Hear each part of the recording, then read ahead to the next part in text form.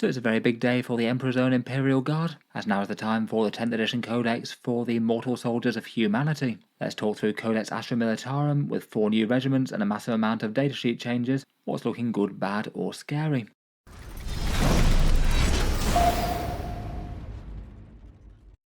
Hello and welcome back to Auspex Tactics, where today we're talking Astra Militarum, and in this video we're doing the full Codex review, going through the entire match play section of the book. The Imperial Guard are certainly one of my absolute favourite 40k armies, probably my single biggest army, rivaling with the Space Marines, and with such a lot of iconic playstyles that the Guard is renowned for over the years. I'm certainly interested to see what they could do on the tabletop.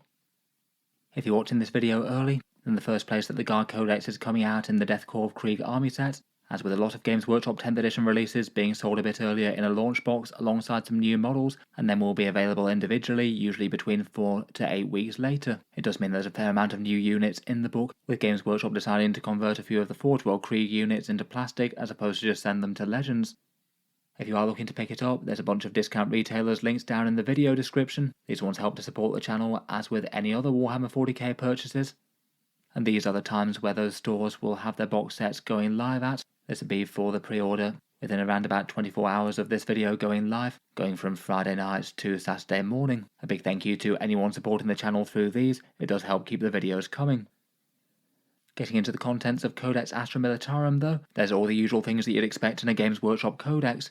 There's the lore and miniature galleries, explaining the regiments, the units that fight in them, and plenty of conflicts across the galaxy. Lots of pretty pictures of nicely painted models, and plenty of artwork. There's also the Crusade content section, sort of role-playing as an officer on a tour of duty, winning accolades and honours for their regiment, or defending the Imperium from the horrors that beset it, and also the new combat patrol rules for the new one with 10 Rough Riders, 10 Kazakin, and the Cadian Command Squad. That's going to be a box set that's coming out alongside the Codex, though hasn't been particularly well received. In this review though, I'm going to be focusing fairly squarely on the core rules for the Astra Militarum, the ones that you'd use for any match play game and tournaments, as that's more than enough to be going on with. For this one, there's the Voice of Command, the core rule for the Astra Militarum, issuing orders to your tanks and infantry. There's 5 different detachments, all with 4 enhancements and 6 stratagems. The combined regiment comes back as the Combined Arms Regiment, and then there's 1 each for tanks, Mechanised, and then infantry regiments either for stealthy recon things or being supported by big guns that are off the board.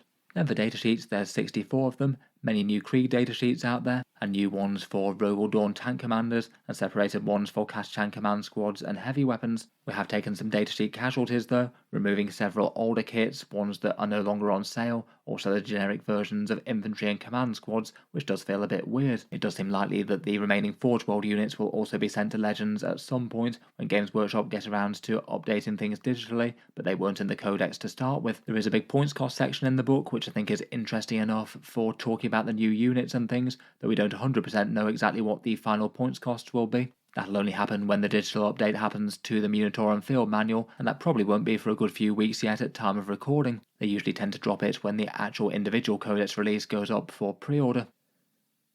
Loads to talk about then, so let's jump in, let's talk about the core army rule, and go through each detachment and then each datasheet in turn with all the changes. First up, Voice of Command and the order system hasn't really been changed too much. They still happen in the command phase, either with units on the board typically issuing things to units within 6 inches, but an officer with Voice of Command can also issue their orders after they've got out of a transport or arrived from reserves, as they'd be off the table in the command phase. Typically you can usually issue orders to regiment or squadron units as the targets. Some of them have their own restrictions as to which units they can order. You can issue orders to yourself provided you've got the relevant keyword. The tank commanders both have the squadron keyword, and characters joining the units that they can often attach to will often have the regiment keyword. As before, the vast majority of vehicles are squadron, besides things like the aeronautica units like the Valkyrie or the Super Heavies.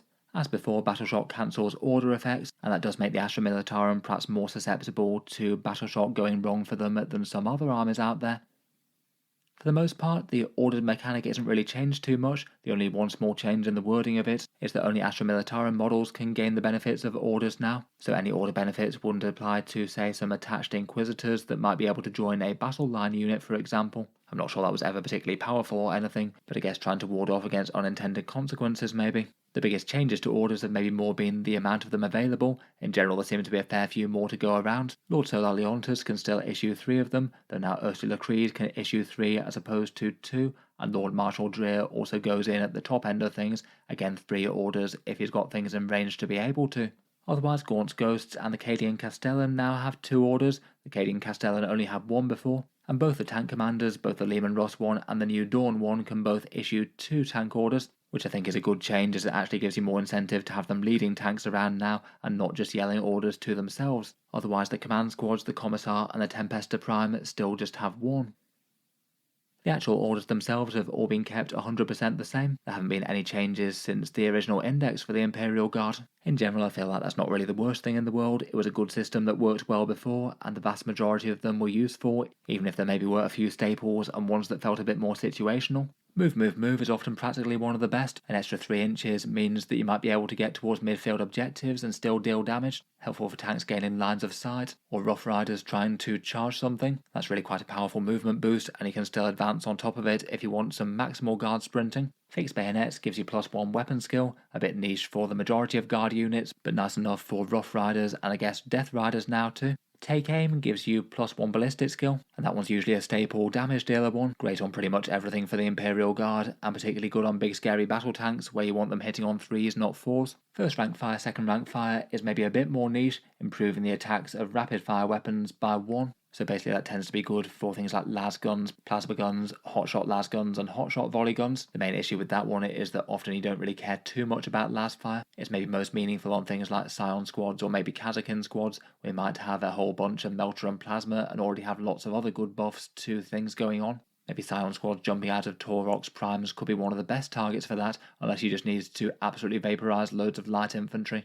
Take Cover is quite a nice one, giving you +1 to your save characteristic, both in range and at melee. It can't improve the save characteristic of better than a 3+ though, so essentially that means it's for your infantry and cavalry and not for vehicles, which all have a 3+ save or better. Very nice though if you just want a squad to manage to survive out in the open and take an objective. Finally, there's Duty and Honour, which is +1 leadership and +1 objective control. This one's the one to go for if all that matters is that your squad doesn't fail battle shock and holds that objective it's on, and sometimes can be an absolute no-brainer to use if the extra OC will literally flip the objective from enemy control to yours. I'd still say it's one of the more niche ones though, versus the extra damage, defense and movement that you can get. Overall, from an orders point of view, I feel like there might be a bit more focus on this compared with before, given that it's going to be quite an easy and feels good mechanic to use now, that there's going to be quite a lot more orders going around from different units having gained some, maybe a little bit less dependent on Lord Solar Leontus and a command squad sat at the back.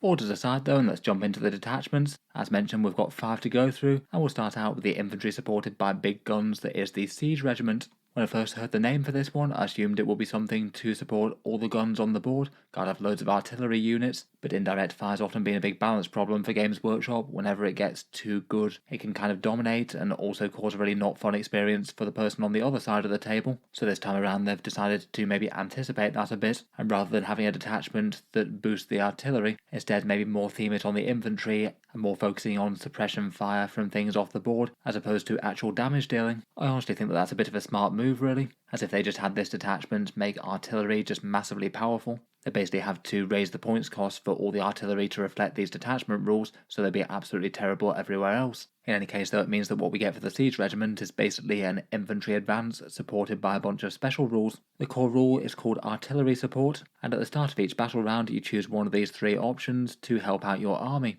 The first one, and definitely the most intimidating on paper, is Creeping Barrage. This one applies to every enemy unit that's more than 12 inches away from one of your models. You roll a d6 for each, and on a 5+ they get -2 to move, advance and charge, kind of similar to the Basilisk penalty. At the same time, this is a really powerful rule, but also a rule that will do nothing to the most important units a depressing amount of the time. I feel like it might both feel a bit random and frustrating for people on both sides of the table really. You can't guarantee that it goes off on any one unit that you desperately want it to, but the other player will have a third of their army slowed down in a slightly miserable way. It seems absolutely great to use first turn and have a good chunk of the enemy's advance disrupted. It could really annoy units trying to advance into the midfield, and particularly things trying to charge you. And what looks particularly intimidating is that it seems that this one stacks with the Basilisk's rules. It doesn't seem that there's anything to limit the amount of negative modifiers that you can put on the units through this, so I think that you could have a -2 to move, advance and charge. If that doesn't check out, I'll post a pinned correction comment, but it seems like it works on paper. Otherwise though, if the enemy gets too close to your units, or it doesn't really make sense to move debuff them, there's another couple of options. Incendiary Bombardment allows you to choose a number of enemy units greater than 12 inches from your models, and they get debuffed with Ignored Cover. So I guess you still have to be fairly far away from that one, but it could help out with a bunch of tank firepower or something. You get to use that 2 times in Incursion, 3 in Strike Force and 4 in Onslaught. That's definitely pretty powerful given how easy cover is to come by in 10th. Finally, there's Smoke Shells, and this one gives you the same number of units, so say 3 in Strike Force, and that one applies to your own units and it gives you the stealth keyword, so basically that could be kind of helpful against a ranged army that's trying to take down your tough stuff. Seems good for things like infantry squads that are trying to cling to life on a mid-board objective, maybe with take cover as well, or big scary things like Rogal Dorn battle tanks or even Baneblades. Between the three, you can weigh up which one's going to be the most impactful at the start of each battle round. It does seem like a very strong rule though, in particular that movement disruption early on in the game. For the stratagems for the Siege Regiment, for 2 CP we've got Over the Top. I misread this the first time that I looked at it, but it basically means that for 2 command points you can issue move with 1 infantry officer to literally all infantry regiment units on the board.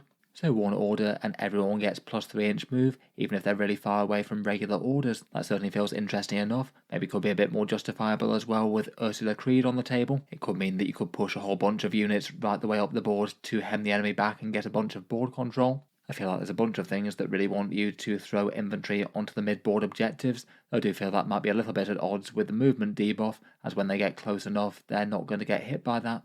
For 1 CP, there's Callous Sacrifice. This one allows the rest of your army to fire into melee with an enemy that's engaged with one of your platoon units, so basically count the enemy as not in combat, but each time that enemy unit loses a wound, you roll a dice, and on a 4+, one of your platoon models is removed. The platoon units are the infantry squad style ones, so the Cadians, Kaschans or Deathcore infantry squads, and they definitely could wind up in melee on the mid-board objectives when they're trying to take points. I feel like this one's kind of niche though, as a lot of the time you could just fall back with those units. That way you don't have to spend the command points or take the casualties. It might just make a bit more sense, say, if there's just a couple of enemy models in close combat tying you up, then that could be a way to get rid of them, so your own unit could go on to function and shoot and charge and things. Or maybe if there's no room to be able to fall back off an objective, if you still want to have your models on it, maybe that could be another reason for keeping them in combat.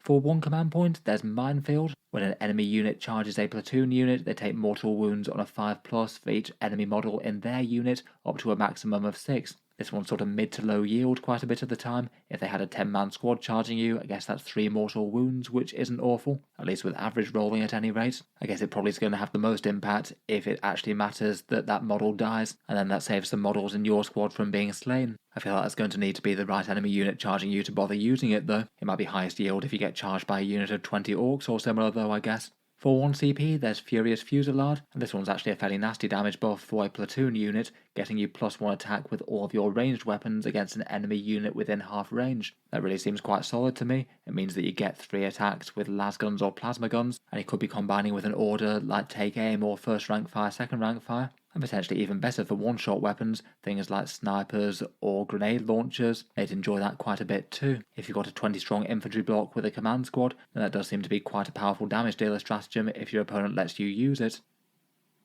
Next up, for 1 command point, there's Flare Burst. This one's another damage dealer one. A character keyword unit is selected to shoot, and if you target something within 12 inches, you get to reroll all hit rolls. I guess with this army, your first thought might be to have infantry on the ground doing that, and maybe even combine it with the previous stratagem for some fairly spectacular shooting out of a platoon unit. You could also use it on something like a Rogal Dorn tank commander, I guess, as well, and that could have some serious firepower when you've got all of his shots maybe hitting on a 3+ already. Finally, for 1 command point, there's Trench Fighters. This one allows an infantry unit to fight on death on a 4+, so nice enough for Bulgrin and things. If it's a regiment keyword unit, then you get to add 2 to your roll, so your standard guard infantry would be fighting on death on a 2+. I feel like the majority of time this one is going to be at least fairly low yield, maybe if you're being hit by something that's spectacularly dangerous in melee and also really quite fragile. Perhaps Sisters of Battle or Eldari Aspect Warriors or something. In general though, I feel like this one's going to be a bit mediocre value if you're mainly getting a bunch of strength 3 attacks for 1 CP. Lastly, for the Siege Regiment, we've got the Enhancements. First up, for 25 points, Eager Advance. That one applies to an infantry officer, and when he's leading a regiment unit, gets Scout 6 inches. I guess that seems good for putting some Deathcore of Krieg or some Cadians in the midfield. Not the worst to have a scouts unit with a bit more threat, I guess. It does feel like a lot of this detachment wants you to get platoon units onto the midboard objectives and hold them against the enemy. Feels okay, but 25 points is still quite a lot for still buffing some ultimately quite cheap infantry. Flash grenades is 20 points. This one again is for an infantry officer and you can't fire Overwatch against the bearer's unit. Maybe it could be nice to help Scions or Kazakin jumping out of a transport. I guess it could give you just one unit that could specialise in dealing with the enemies that could actually fire good Overwatch. Maybe things like Thousand Sons Rubric Marines or Land Raider Redeemers. Again, just maybe feels a bit of a big ask to commit to this at 20 points before you even know if your opponent's got any good Overwatch units. For 10 points, there's a nice cheap and fun legacy sidearm. That's an infantry officer getting +2 attacks to their pistol weapon. Seems like you could have a much scarier plasma pistol as a points filler. It's not really going to change the world, but if you've got nothing else to spend 10 points on, then why not? And finally for 15 points, there's Stalwart's Honour. This one's for an officer, and the bearer's unit can also get the effect of the take cover order whenever it gets an order issued to it. I feel like this one seems like a very good value one for 15 points, to be honest. If you put that on a command squad and send it to the front to take the midboard objectives and take a bunch of damage, that means they're going to be extra durable, while at the same time either going faster or shooting straighter. Seems nice for both Cadians or Deathcore.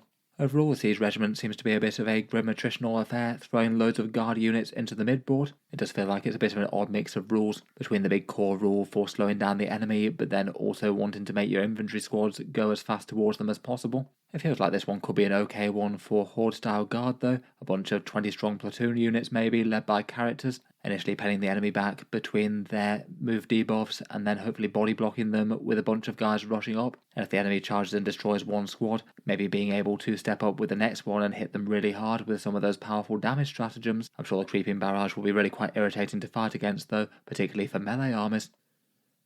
Before we move on, I'll just give a quick shout out to today's video sponsor, Intiden's Terrain, one option for some easy to store and transport battlefield terrain with their interesting cardboard tile folding design. The idea behind their terrain set is they have 12 tiles to make a 45 by 60 inch battlefield, the right size for 2,000 point games of 40k. Each tile folds out and up pops a building, basically giving you an instant and fast deploy style battlefield that can all be folded away when you're done with it and fit inside a box set the same sort of size as say a normal board game. The cardboard terrain style does have its pros and cons. I'll talk about a few of them at the end of the video if you want to check back there. But if you've got issues with being able to store a big terrain set or need to transport it and you don't have much space, it could be one option for a fun casual gaming table, and they do have a few different types available. In any case, check them out, links down in the video description if you'd like to take a look at their stuff, and a big thank you to them for sponsoring the video.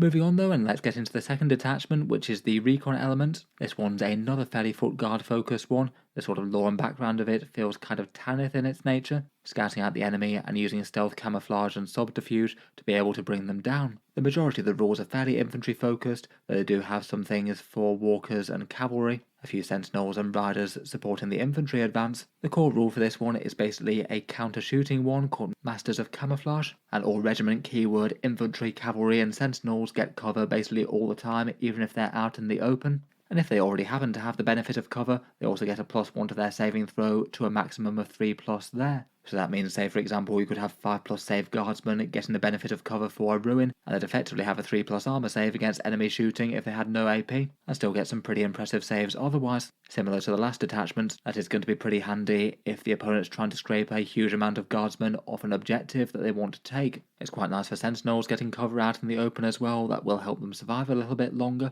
and fairly good for things with 4+ saves as well. Cavalry will be a fair bit harder to shoot down, and things like Kazakin and Scions could potentially be saving on a 3+ even versus AP -1 shooting, if they can keep the benefit of cover. Using terrain is going to be quite important with this one. And bear in mind that it doesn't really do much against melee armies though they do have a couple of nice stratagems to try and keep you safe from combat.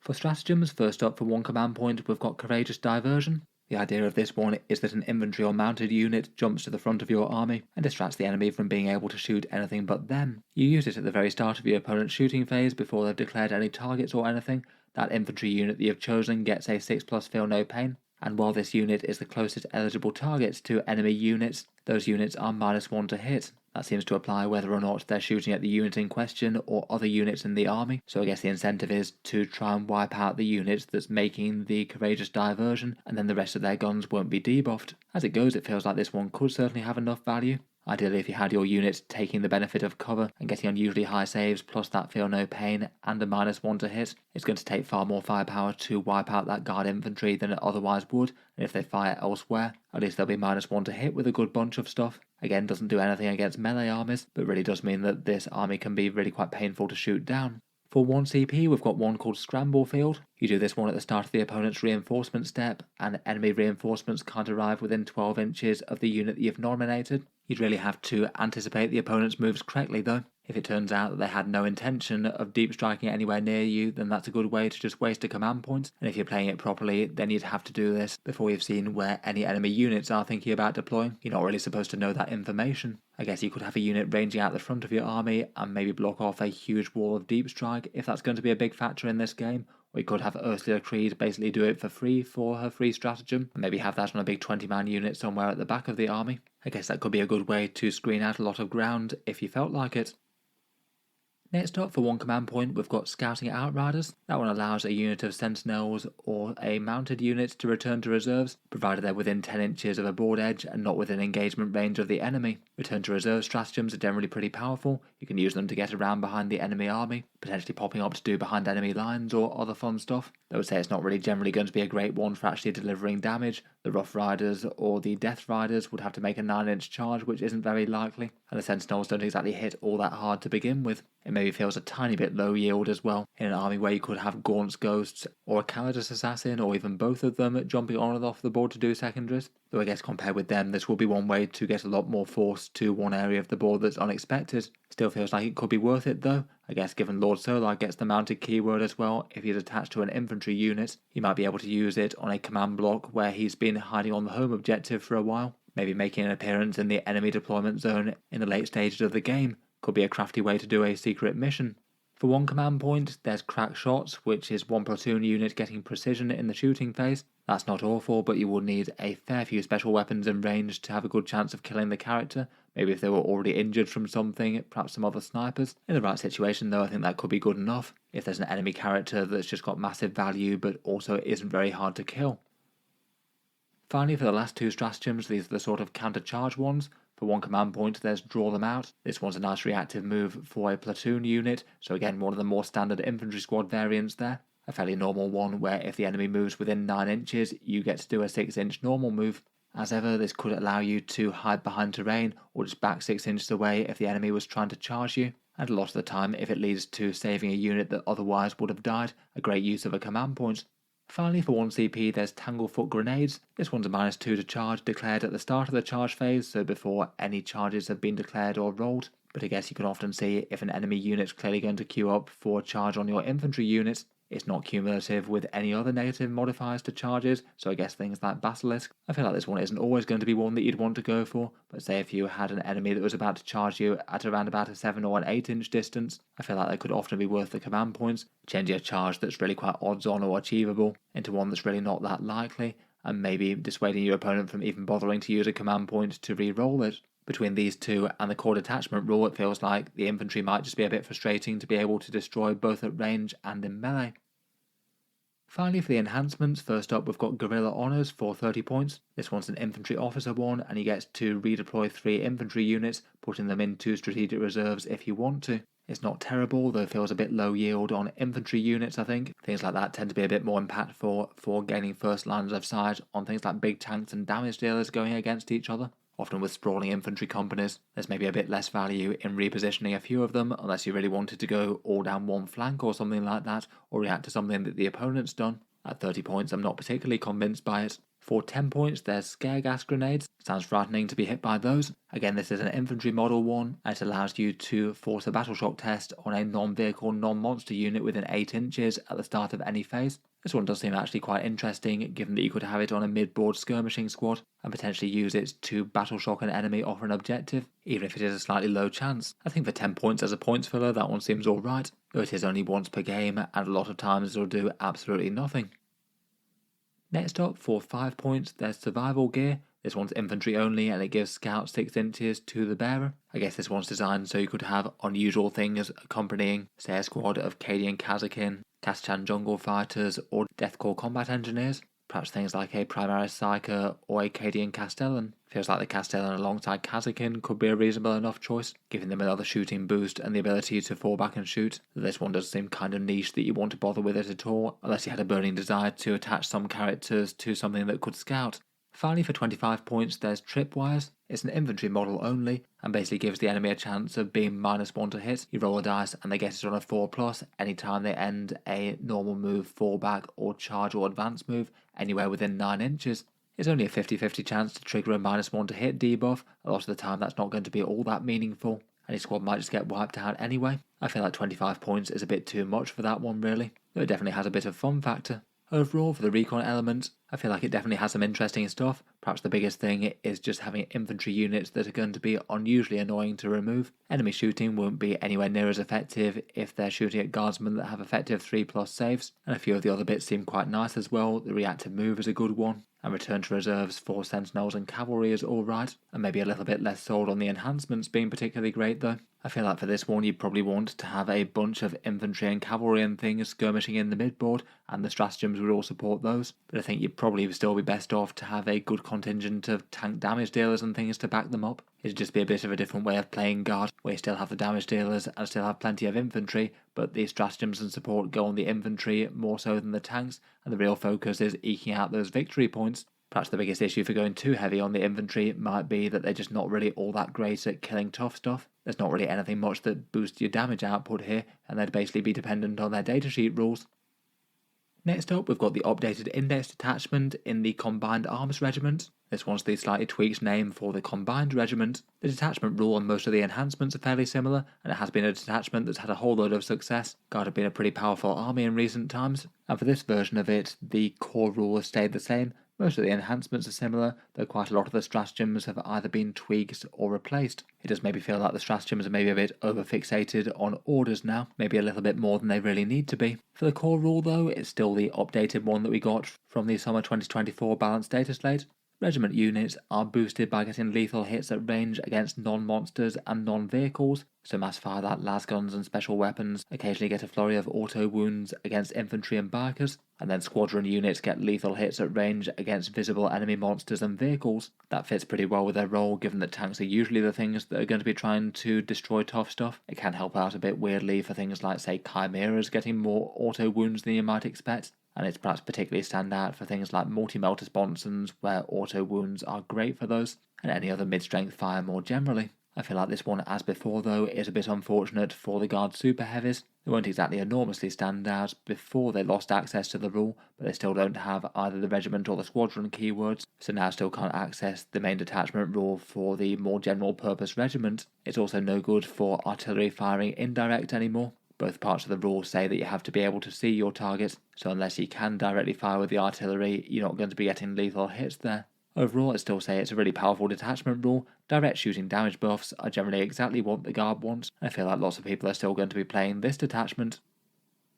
For the stratagems, as mentioned, quite a lot has changed. For 1 CP, we've got coordinated action. This one targets 1 regiment and 1 squadron unit within 6 inches and visible to each other, and orders that affect 1 unit will affect the other, and vice versa. I guess that's easy enough to spend 1 command point to get 1 extra order, perhaps meaning that you could issue take aim to your infantry unit, and then a big scary battle tank next door to it also gets that as well, or issued out of an order coming over the Voxnet. If the chain of command maybe breaks down a little bit, that could be an interesting way to get orders exactly where you need them, and feels like a nice to have one, though probably not one that you want to really aim to use every turn. For 2 command points, we've got reinforcements, and the respawner unit stratagem has been nerfed a bit. This one is now only locked to being used on infantry regiment units, so unlike before, you're not able to use it on sentinels, and you can't use it on cavalry units like the Rough Riders or Death Riders. As before, basically when that unit's destroyed, you get to put an identical copy of it into strategic reserve, minus any attached characters, and as per the balanced data slate, it's still going to be limited to just once per game. It's still a useful stratagem, though now it's really going to be very focused on big squads of 20 platoon units. I think it's going to be them, Kazakin, and maybe Tempestus Aquilons that look like the ones that would be the ones to go for,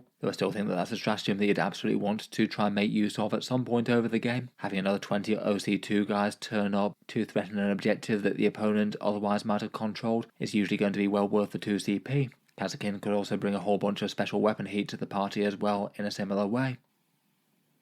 Next up for 2 command points, we've got Flexible Command. This one's an army-wide one, and it means that all officers can issue orders to either regiment or squadron units. So it basically means that you can have your infantry units ordering the tanks. I think that's usually going to be the trade-up on value versus the tanks ordering infantry, though you could do so if it made sense. This one is a bit of a pricey one, maybe could be a more tempting one if you've got Ursula Krieg around to make it a bit cheaper.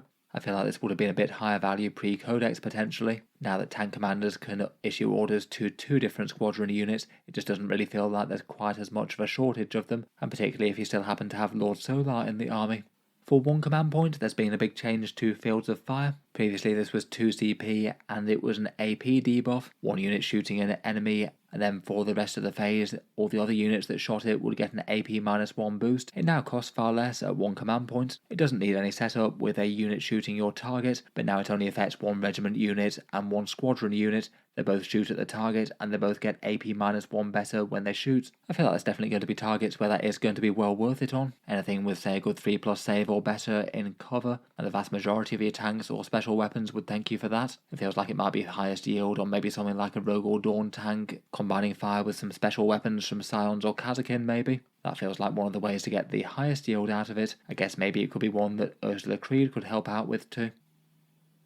For 1 command point, we've got Inspired Command. This one stayed from before, and it's the one to allow you to issue an order in the opponent's command phase. So basically you'd want to use either the Take Cover one or the extra OC one. Take cover if it's going to make a big difference to your infantry unit surviving with boosted saves. Extra objective control if it's going to deny your opponent victory points then and there.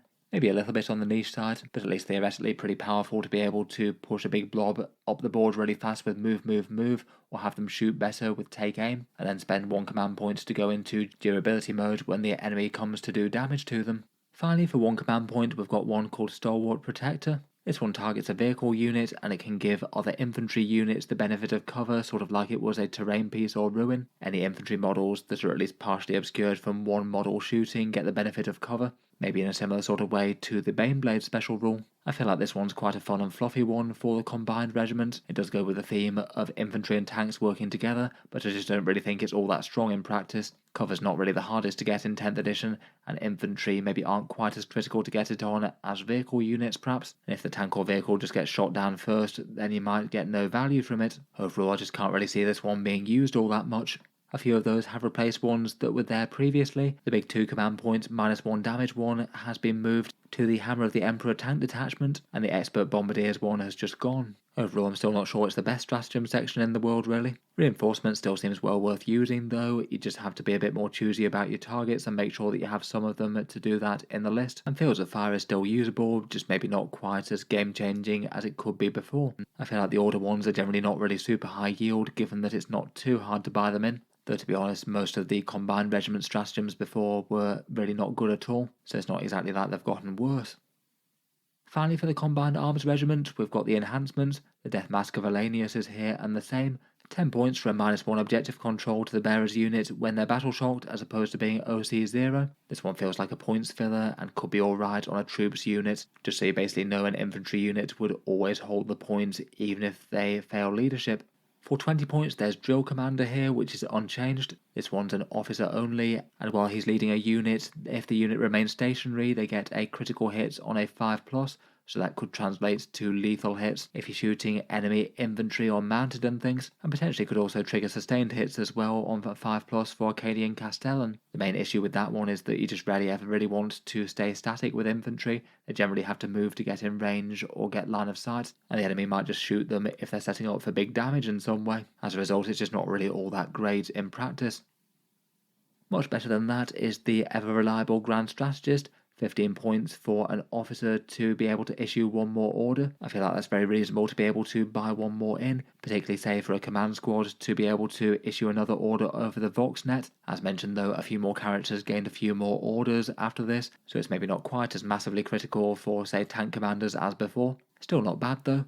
And then finally there's a new one in reactive command, that's 15 points, and it replaced the CP debuff of Kirov's Aquila. This one's officer only, and each time an enemy unit is set up within 9 inches of the bearer can issue an order, and that order doesn't count towards the total number of orders that he's allowed to issue this battle round. I kind of feel like what they intended was probably to have this trigger when an enemy unit moves within 9 inches of the bearer, but the way that they've written it is set up, having to be set up on the battlefield. You generally need to either get out from a transport or arrive from reserves, and you can't normally arrive from reserves within 9 inches. As a result, it just doesn't really work. Maybe if it was errated, it could be interesting enough. I guess, again, potentially a reactive order in the enemy turn, likely trading into takes cover to allow your unit to survive a bit better if the enemy gets close. Until then, though, it's just not worth taking for 15 points. Overall, between all that, it still feels like the Combined Regiment could be the one to beat. Direct shooting damage buffs that affects the entire army and not just a part of it. Reinforcements for some pretty reliable extra value with another 20 guys.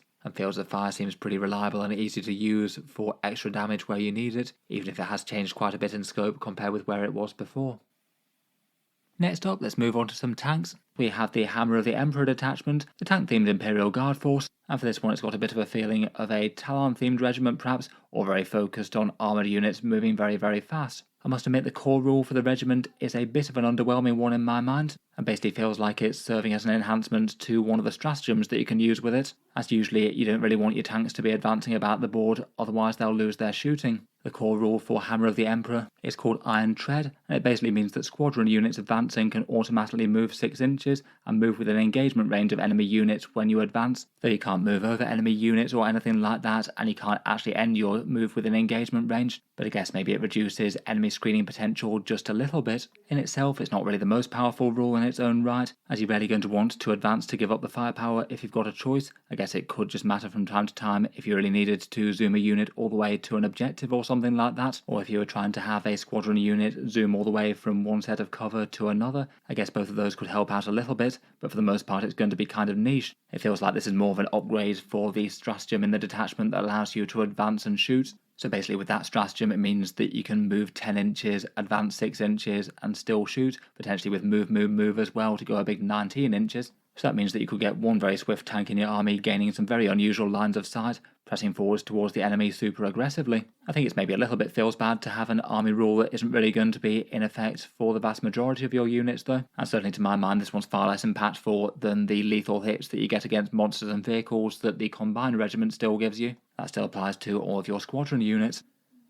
Getting into stratagems, and first up we have a damage dealer one called Final Hour. For this one you target one squadron unit that's below half strength and also isn't an officer. That unit gets to ignore modifiers on things besides one-shot weapons, at the price of all of your weapons gaining hazardous. I guess in theory for a regular Rogal Dorn or a Lehman Russ battle tank of some sort, that'd mean hitting on a 4+ instead of a 5, or a 3+ instead of a 4 if you had a take aim order available. But given the amount of guns that you get on your tanks, that is maybe a bit on the painful side. Particularly given that you know that your unit's on low health already, so it feels like you'd have a pretty real chance of basically destroying your own unit with a bad roll. I feel like occasionally this one might be worth it, but it's kind of niche, both with the trigger conditions and the penalty, but also just the +1 to hit buff, it's alright, but isn't absolutely crazy. Next up, for one command point, we've got Blazing Advance. This one's the advance and shoot one, so basically it means that you'll be able to move, say, 10 inches with a tank, an extra 6 inches thanks to the detachment rule, potentially going close to enemy units if you need to for some reason, and slipping past. So you could have a 16-inch move with take aim on the go, or you could have a 19-inch move if you went for move. And that means that you could push tanks up the board really fast to rush the opponent and get lines of sight if it made sense to, though if you've got something ranging across the board quite that fast, there's a good chance they might well get hit back hard. Still though, I think this one is really quite a nice advantage to have for a tank army. It means that unless your opponents manage to hide things spectacularly well, there's a good chance that whatever tank you do that with turn 1 could get line of sight on something and have the enemy take some big damage with a Rogal Dorn or something straight away. So definitely one of the more powerful ones in the detachment. Back to the tank hammer stratagems though, and next up we have one command point for tactical withdrawal. This one's a nice simple one to allow you to fall back and shoot with a squadron unit. It's not the flashiest one in the world, but that's just really quite nice support for a tank army as well. When you're trying to push tanks up to get lines of sight or get on objectives and things, they're often going to inevitably be countercharged, and then you might be in a sticky situation where you have the choice of either remaining in combat and just hoping that your big guns firepower manages to clear enough of them, but then the tank's also blocking the shooting from anything else trying to clear out that enemy infantry unit or something. So just being able to fall back for one command point and still blaze away is really quite a big thing, and you'd also not be taking the -1 to hit from the big guns penalty for that individual tank as well, and stopping them getting completely locked up is a really big deal. Next up is the one that Games Workshop mentioned, which is the Crash Through one. This one seems to be quite a common one for the big sort of monster and vehicle style detachments. Any vehicle unit can move through terrain features this phase when doing a normal advance or charge move. So it basically means that you could say have a Leman Russ tank commander park one side of a ruin, smash them straight through that ruin to get to the other side, and hopefully bring the Emperor's Judgment with big firepower to anything that they can now see. Again, this one's really quite nice support for a tank army, given that one issue with going too heavy on the tanks and vehicles is they might just be able to get move blocked by a few cheap units and then not be able to get out of your deployment zone very well. If you're able to move your big chunky tanks and things through terrain, then the opponent's going to have a far harder time of move blocking you, and you might be able to push the mid-board a lot more easily. It's also not locked to Squadron units as well, so this can make things like Titanic units get around. This also does feel like it's probably going to be the detachment for Titanic units. Baneblades and things are kind of famously hard to move around a table, given they've just got absolutely enormous profiles, and being able to move through terrain is going to be able to allow them to access other bits of the battlefield, provided they're not screened with other stuff. Next up, for one command point, we've got Furious Cannonade. This one's a close-range damage dealer one, with one squadron unit getting AP better by 1 when they're shooting things within 12 inches. This one's at least a fairly small damage boost there, but I guess it works well enough for battle tanks or Rogal Dorns. Leman Russ Exterminators can still give you an extra pip of AP as well, so you could potentially have a Rogal Dorn at 12 inches with +2 to hit on every gun, which seems all rather fearsome. And that one does feel like it's got some good synergy with the idea of pushing tanks up aggressively to be able to get your lines of sight and get your damage in. A lot of time it might make more sense to shoot at something that isn't within 12 inches, but if you can, then this one's really quite nice, and particularly on lower strength weapons. Finally for this one, we've got Ablative Plating, 2 command points, and it's been basically moved here from the Combined Regiment, and this one's the expensive but powerful -1 damage for a vehicle unit against enemy shooting. If you're going to be hit by a whole load of damage 2 or damage 3 firepower, that can be a really big difference for a valuable Leman Russ or a mighty Rogal Dorn, or even Titanic units, given that it's not locked to Squadron. I feel like this one was pricey, but justifiable when it made a big difference. If you just expose one tank that your opponent's absolutely going to want to focus down with everything they've got, this one can occasionally really throw the spanner in the works, though for a shooting debuff you'd usually be weighing it up against smoke. I guess against damage 2 things this will often win out. Against other stuff, smoke might be the way to go, particularly if you don't already have cover. Finally, we get on to the enhancements, and there's some really quite good ones here. As Games Workshop have been repeatedly mentioning in their preview articles, Rogal Dorn tank commanders are a thing now, in addition to the regular Leman Russ ones, and basically all of these enhancements are locked to vehicle officers, so they are going to be actually going in your individual tanks, and not on, say, infantry officers or engineers supporting them. First up, we've got Calm Under Fire for 20 points. This one basically allows you to get an extra order out of your vehicle officers, though it basically has to be the same order as the one that you just issued. It basically means that if you say ordered take aim, then it could apply to 2 different squadron units rather than 1. The tank orders maybe aren't quite as highly priced as they used to be. Each of the tank commanders is now able to issue 2 orders, but I still think that this is really quite good value for 20 points. Next up, for 15 points, is Indomitable Steed. For 15 points, this gives you a 6+ feel no pain for the bearer, and I think for 15 points, for basically a 20% increase in durability for a Rogal Dorn battle tank, this one seems very nearly an auto-include territory for a Dorn commander, and kind of incentivizes you to make that one as the tank that you play fast and aggressive with. Perhaps could be the one that just pushes up towards enemy lines with the advance and shoot thing, and perhaps think about the -1 damage stratagem when the enemy inevitably hits it back hard, if you've got command points for that. At 15 points, I don't really see why you wouldn't take this one. Then, weirdly, for a big 25 points, there's the Regimental Banner. This one's a vehicle officer, and it gets a +3 OC. Personally, I don't really think that that's quite enough to justify for 25 points. Having vehicles get extra OC here really isn't bad. It does mean that they'll be able to rush the enemy objectives and have a bit more weight on them, though for 25 points I think it's asking a lot. I think in general, if you're spending points to get OC, you might as well just save these and put them towards another infantry squad or something, where they're going to have way more OC and potentially a bit more flexibility and can do some grunt work like actions, as opposed to piling it onto a tank that will be rather inefficient. Even at 8 OC for a Rogal Dorn, they might still not outscore an enemy unit if they've got, say, 5 OC2 models on it. Finally, for 15 points, there's Veteran Crew. Vehicle officers gets 2 B-roll hit rolls of 1. So basically more accurate shooting for that tank commander or Rogal Dorn. Again, at 15 points on a Rogal Dorn, I feel like that one's very easy to take. They've got loads of shooting weapons, and that's going to be a meaningful increase on the amount of stuff that they kill in a turn. Perhaps that means that could be one that you could try and prioritise to keep alive and shooting. Perhaps playing a little bit more cagely with it compared with, say, the 6+ feel no pain one. Overall, I do feel like it's got some pretty interesting stuff. In terms of damage dealing, the guard tanks are going to be more or less left to their own devices, just with the extra AP1 damage stratagem and that reroll enhancement, though in general the guard tanks tend to be pretty efficient damage dealers in the first place, even without the lethal hits on multi-melters and things. This one really feels like you'd have the tools to be able to bring that firepower to bear on the enemy, even if they're trying to hide, with big advance and shoot moves, and being able to ghost through terrain and fall back and shoot and things like that. Hopefully it'll be enough to make a guard tank army a pretty intimidating force. I think there's probably enough to make this one interesting over the combined regiment as well. Though if you do wind up going for a hybrid infantry and tanks approach, as most tend to, you'd have to be weighing up the benefits of the stuff that can help out the infantry versus having basically all of your regiment support being on the tanks. Hopefully it should be nice to run for Talon players though. Next up, let's talk some transports.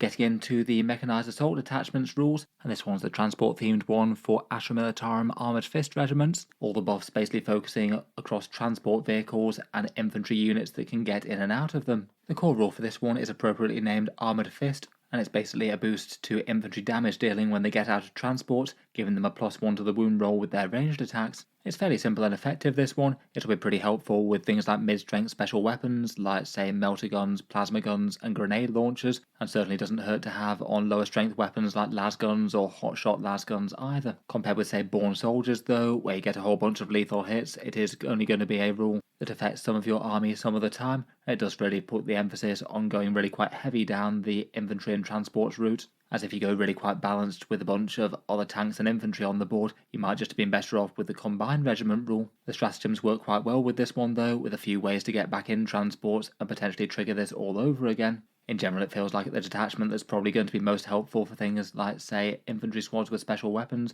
or Kazakins and Scions. Basically the units that have quite a lot of special weapons in them feel like they'll be top priority. Getting into stratagems for the detachment, and first up we have Hasty Extraction for 1 command point. This allows an infantry unit that's just been charged to embark on a transport if they're within 3 inches of it. You technically declare this when the unit's been selected as a target for a charge, so you do it before any models have been moved or anything. I maybe wasn't too surprised to see this one here. It basically defends your units against melee somewhat. A lot of the time what's going to happen is a transport moves up, you jump out the unit, and you use the detachment rule, hopefully deal some nasty damage to whatever was in your sights, and the enemy is likely to hit you back hard, either with shooting or with trying to charge you, and if you can get the unit back into the transport, then hopefully they might have a longer charge to hit that transport, and even if they get there they might not necessarily destroy it. Even if they do, the squad will be able to disembark out the back and basically have saved itself for 1 more turn worth of a special weapon fire. This one's really quite an easy one to use quite a lot against a melee heavy army. For 1 command point, there's Move Out. At the end of your opponent's turn, this is another embark in a transport one. If you happen to have one of your infantry units that has a transport that they can embark into within 3 inches, they can get into it, provided they're not within engagement range of the enemy or anything. Again, like the other one, this one could be another way to get back into the transport and get that +1 to wound again when you get out with special weapons. I feel like this is one that you could consider, say, if you've had your unit get out, deal its damage and slay its target, and then in the enemy turn they've had to direct all their damage towards other things and the squad's still fairly intact. That could then be really powerful to have them jump back in the transport and then have that transport move really fast and drop them somewhere else. You would have to save a command point till the end of the turn though, so that would have some trade-offs versus things like Smoke or Overwatch or things.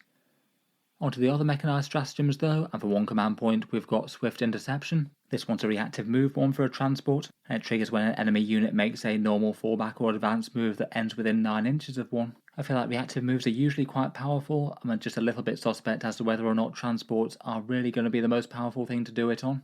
I know in this detachment they're going to have a lot more power. I guess it's probably going to have most impact when you've got a transport that's say moved up and tried to get to safety, with some cargo inside it that you want to protect, and then maybe the enemy moves up to try and threaten it, and then you can move away to back away from a charge or hide behind terrain. It does feel like it might be used, and definitely could be one to try and prevent a bunch of damage and keep the opponent out of position. I feel like there's times when it'll just opportunistically come up in this detachment. For 1 CP, there's Clear and Secure. A unit that disembarks from a transport can reroll hit and wound rolls against enemy units on an objective marker when they're shooting. Flat rerolls, hits and wounds is just kind of monstrous as a damage buff, even when applied to more basic infantry. This one seems kind of massive when it's applied to, say, Kazakin combined with a detachment rule. you'd be getting out, hitting on a 3+, maybe even a 2+ with an order, and then wounding literally everything in the game most of the time, given that you'd be wounding on a 5+, and re-rolling every single thing that doesn't wound if you shoot something on an objective. It feels like it might make the opponent really think carefully about what sort of things they put on objectives to eat that amount of damage, though if they fail to hold on to a point because of that, that could have value all in itself. Next up, for 1 command point, we've got Vox Relay. You use this one in your command phase when you've got an infantry officer inside a transport, and that infantry officer is allowed to issue orders even though it's not on the battlefield, and can do so at unlimited range if it targets transports. The wording maybe feels a little bit unclear for me. I'm not sure if they're trying to imply that you should be able to measure regular order distance from the transport itself for ordering other stuff, and then just other transports basically get to have their orders broadcasted over the radio. Though from what they've written, it sounds like this could only be used to order transports. I guess maybe if you had Ursula Creed embarked, then you could issue 3 different orders to transports all over the board. Though having to spend 1 command point to do so maybe feels a little bit on the mediocre side. Maybe it could be handy if you do have a lot of them really quite widely strung though. Having an extra move for extra threat range could be good. Finally, for 1 CP, we've got Rapid Dispersal. You use this on an infantry unit that disembarked from a transport, and it can make a normal move of d6 inches in the movement phase. I guess the idea of this one is to be able to move an extra d6 inches, so you'd either get the disembark distance d6 inches and its normal move if the transport hadn't moved yet, or if the transport had, I guess you just get the disembark distance and the extra d6 inches if that made a difference. I guess if you're trying to maximally stretch the squad towards an objective or get an absolutely key line of sight or something, it could be all the difference. And if you just want to go for maximal disruption as well, you could even charge with the same unit, potentially gumming up the enemy and stopping them from being able to move freely. Feels like it could be a little bit more on the situational side, but definitely means that you could be striking really far out of a transport with special weapons and get them into 12-inch range.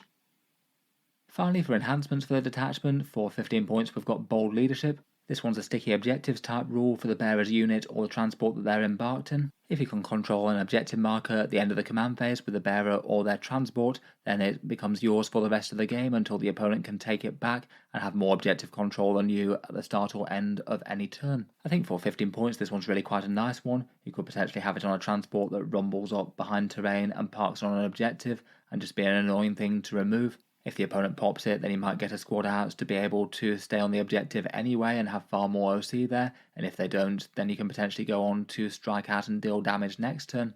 Next up, for 10 points, the Sacred Unguents. You use this on a Tech Priest engine seer, and it gets to nominate a non-Titanic, non-aircraft transport, and that unit gets 2 reroll hits in the shooting phase. It's really quite a powerful buff, though transport firepower doesn't tend to be the most exciting in the world. I feel like between this, the 4+ invulnerable save and the healing though, it could maybe tip the balance as to whether or not it's worth it to include a Tech Priest in the detachment. I feel like that'd be powerful enough to make it at least interesting on a Chimera with some heavy bolters or a Taurox Prime potentially. I guess the main issue might be keeping up with the transport, though if it started towards the front of the transport and then the Tech Priest advances, you'd hopefully be able to keep it in range for the shooting boost.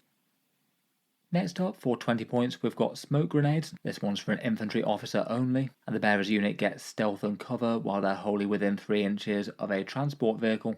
That one's a nice enough defensive boost for when you've just got out of your transport, I suppose. Given that it's guard infantry, even the ones with a 4+ save aren't exactly going to be super durable with that still, but hopefully there should be more effort to take down and more should survive. It won't do anything if the opponent's planning to charge you, but I guess if you do that, hopefully you've got the option to be able to re-embark back in the transport vehicle. Seems okay for a fairly high value squad. Finally, for 25 points, there's Vanguard Honours. This one allows an infantry officer's unit to disembark from a transport after it advanced, which I think isn't awful, but maybe a bit of an ask for 25 points. You could just take a Taurox and have that ability anyway, and for both spending 25 points and also giving up the transport shooting attacks, it maybe just feels a little bit on the medium side. Overall, between all that, I feel like there's enough here to be interesting. I feel like you would have to really build into the theme of the detachment to justify it over, say, the combined regiment and all those lethal hits. But the damage boost for the infantry getting out is really quite nice. The +1 to wound means that special weapons can actually threaten tanks and monsters, which otherwise they might struggle to a bit. And in particular, that massive damage stratagem against things on objectives really lets them punch up even further. I feel like most of the stratagems maybe feel just a little bit on the fine positioning sort of niche side of things. The reactive move ones and the 2 re-embark ones both seem potentially quite powerful. They do feel like they've got some big trade-offs when you're paying a command point for them each time. I feel like the Vox Relay might be kind of rarely used unless you've basically just gone in without many orders at all. A few of the enhancements seem nice though. I quite like the sticky objectives one. That Tech Priest one at least seems usable. Hopefully there'll be enough good stuff here to make a seriously threatening Mechanised regiment. Overall, it feels like the new detachments are interesting enough. I feel like everything's going to get compared a bit to the Combined Arms Regiment, just with quite a direct and easy to use damage buff, particularly good on things like spawns and multi-melters and similar. Even with that though, I feel like the majority of the Guard's damage strength often just came from the datasheets in the first place, big weapon profiles hitting the enemy hard and lots of them. And I feel like as a result there is enough room for the other detachments to do well, focusing more on supporting rules of one sort of thing or another. The Siege Regiment and the Recon things both feel like they do quite well at putting a whole load of annoying infantry in the midboard and then giving them all sorts of shenanigans and a few damage tricks to be able to hit hard there.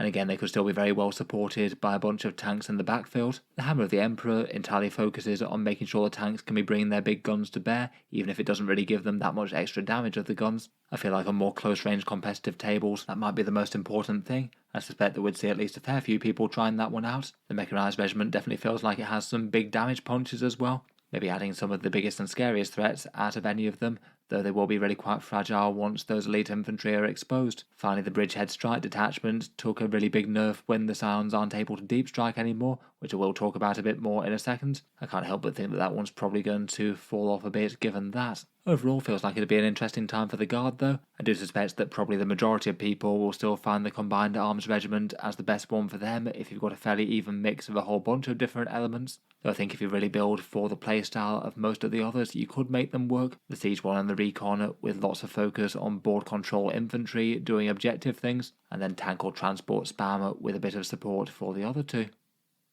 Detachments aside though, let's move into the other side of the Codex and talk through all the datasheets, quite a lot of which had meaningful changes for the better or worse. First up, a good bunch of Guard datasheets have unfortunately been lost. Ironhand Strachan, Sergeant Harker, the Regimental Advisors and the Munitorum Servitors, all of those had models that were retired from Games Workshop's web store. It seemed quite likely that they wouldn't be in the Codex, and it does appear that they're going to be sent to Warhammer Legends. It still means that you'll be able to use them in casual games if everyone's happy to. And I feel like there's at least some chance that Strachan and Harker might return if they do a Cast-Chan release wave in 11th edition. They do seem to be keeping them around and running with the theme. They haven't just retired them as soon as the Death Corps came out. Hopefully they'll get the cool new models they deserve at some point in the future.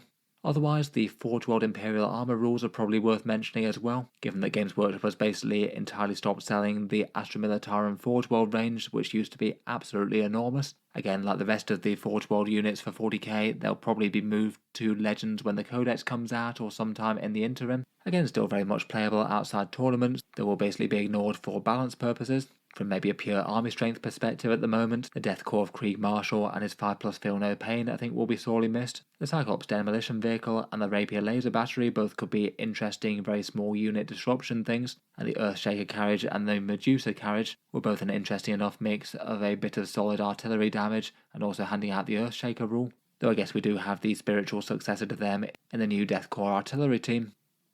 Besides that, the other really big notable thing is the infantry squads reshuffle. Besides removed units, the other thing that made waves was the fact that there's no longer any generic infantry squad, heavy weapon squad or command squad. The only variants that exist now are the ones that are named Cadian, Cast-Chan and Krieg, which does have a bit of a weird feel to it I think, but basically it just means that you do still have generic infantry squads but just in 3 different flavours. Maybe it might have made people feel a bit better if they'd said like say Recon Infantry, Veteran Infantry and Line Infantry or something, as opposed to specific named regiments that you might or might not collect. I think the reshuffle this way does have some pros and cons. Heavy weapon squads have arguably won quite big out of it. They've now got access to 3 different special rules and we can now take up to 27 of them again if you really want to. Being limited to just 9 in the heavy weapon squads was a bit less than we'd usually been able to field before. Though I feel like perhaps the single biggest loss out of this is no longer being able to field individual heavy weapon teams mixed into infantry units or into command squads.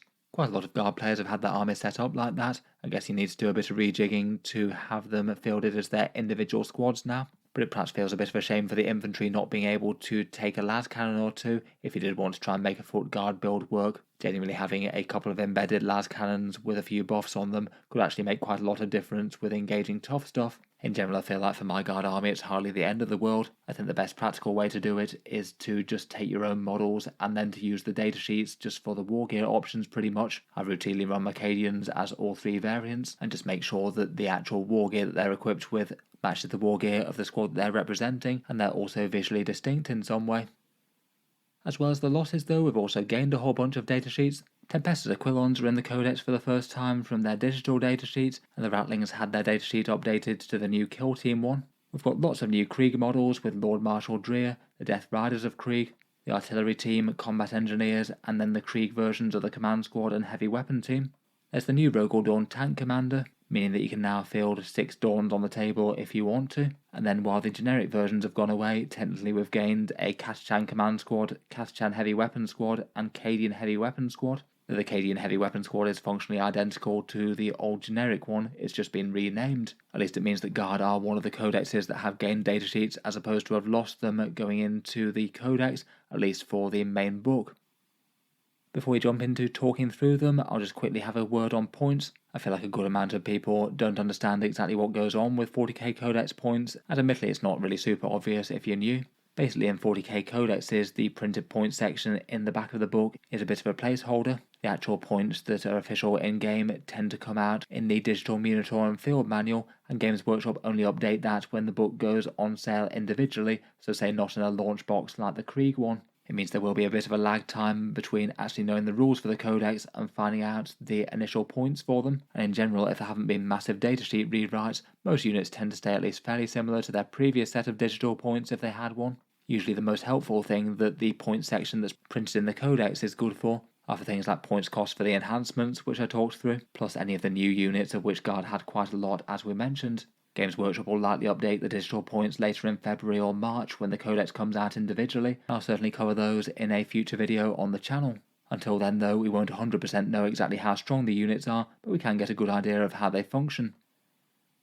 Jumping into the datasheets though, and we'll start with the new stuff first, then go on to infantry, vehicles and then characters. First up, the new artillery team has a 75 points cost listed in the book. That might not be final, but it does seem they'd be at least fairly effective at that cost. Their stat line moves 3 inches, has a toughness 7 with a 3+ save and 10 wounds with OC3. And for 75 points for static artillery likely hiding out of line of sight, that's actually kind of surprisingly tanky. With a movement of 3 inches though, they're not exactly going to be moving far very fast. For keywords, they're infantry and artillery, and they also have the grenades keyword if that's ever relevant. And the artillery weapons have 4 different profiles to choose from depending on the different models: the siege cannon, heavy quad launcher, heavy mortar and multiple rocket launcher.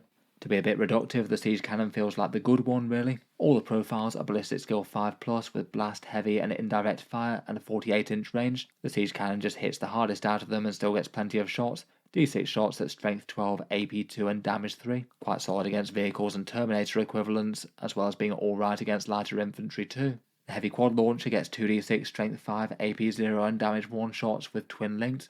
Basically kind of similar to a Wyvern there. The heavy mortar gets d6 plus 3 shots at strength 8, AP 1 and damage 2. So a few more shots compared with the siege cannon, and will outcompete it slightly against lighter infantry with lower saves, and still be okay against mid or tough stuff. I'd rank that one as the second best. And then there's the multiple rocket launcher with d6 plus 3 shots at strength 2, AP 1 and damage 1 but anti-infantry 3+. That one's just super weak and not even particularly good against light chaff. On top of that, they all get a lasgun on the team and then 3 attacks at strength 3 in close combat, so they really don't want to wind up there. The main attraction to the unit is going to be the main gun, as their special rule isn't really the best. Remorseless Barrage is a battle shock one. If you hit an enemy with an indirect fire weapon, they take a battle shock test. Not usually the most impactful unless they really wanted to use a stratagem later in the turn. And infantry get a -1 to that test if they get hit by the multiple rocket launcher, which definitely isn't enough of a draw to take that. For the damage profile though, the siege cannon seems like one of the better indirect fire weapons in the game right now. If firing indirect is still going to be paying a big premium for its damage, but indirect fire can certainly be disruptive turn on turn if you can whittle down at certain enemy objective scorers or put finishing touches on units that nothing else will be able to hit. At first impressions they seem at least usable. For the Codex printed points though, perhaps the single scariest unit looks like the Krieg Combat Engineers, which for some reason are listed at 35 points, though I wouldn't be at all surprised if Games Workshop's final points cost for these winds up being a fair bit higher than that. For that cost you get 5 models with Scout, and they have a 4+ save. You can take a unit of 10 of them for 70 points, though it doesn't really make sense to, given their main value is in the big mortal wound output. For keywords, they have both smoke and grenades, and quite a lot of units can join them. Plenty of characters can attach with them if they want to. Just off the bat though, having a 35-point unit with Scout and a 4+ save is already quite good utility value for the Guard for that amount of cost, even if they didn't really do any massive damage. They're just nice, cheap and expendable for screening and doing secondaries and actions and things. Their main value is in their mortal wound damage output, though the engineers themselves have a bit of threat. They can either take shotguns or trench clubs for most of the unit, the shotguns getting them 2 attacks at strength 4 AP 0, damage 1 and the assault keyword at range. The trench clubs giving them 2 attacks at strength 4 AP 0 in melee. On top of that, the sergeant has a 3-attack power sword and either a plasma pistol or a hand flamer, interestingly enough, and one guy can also take a flamer, which seems worth it for the extra damage. As mentioned though, their really scary things come in their 2 mortal wound special rules. They've got a remote mine where once per game, at the start of your shooting phase, you trigger it, you select one enemy unit within 12 inches and roll a d6.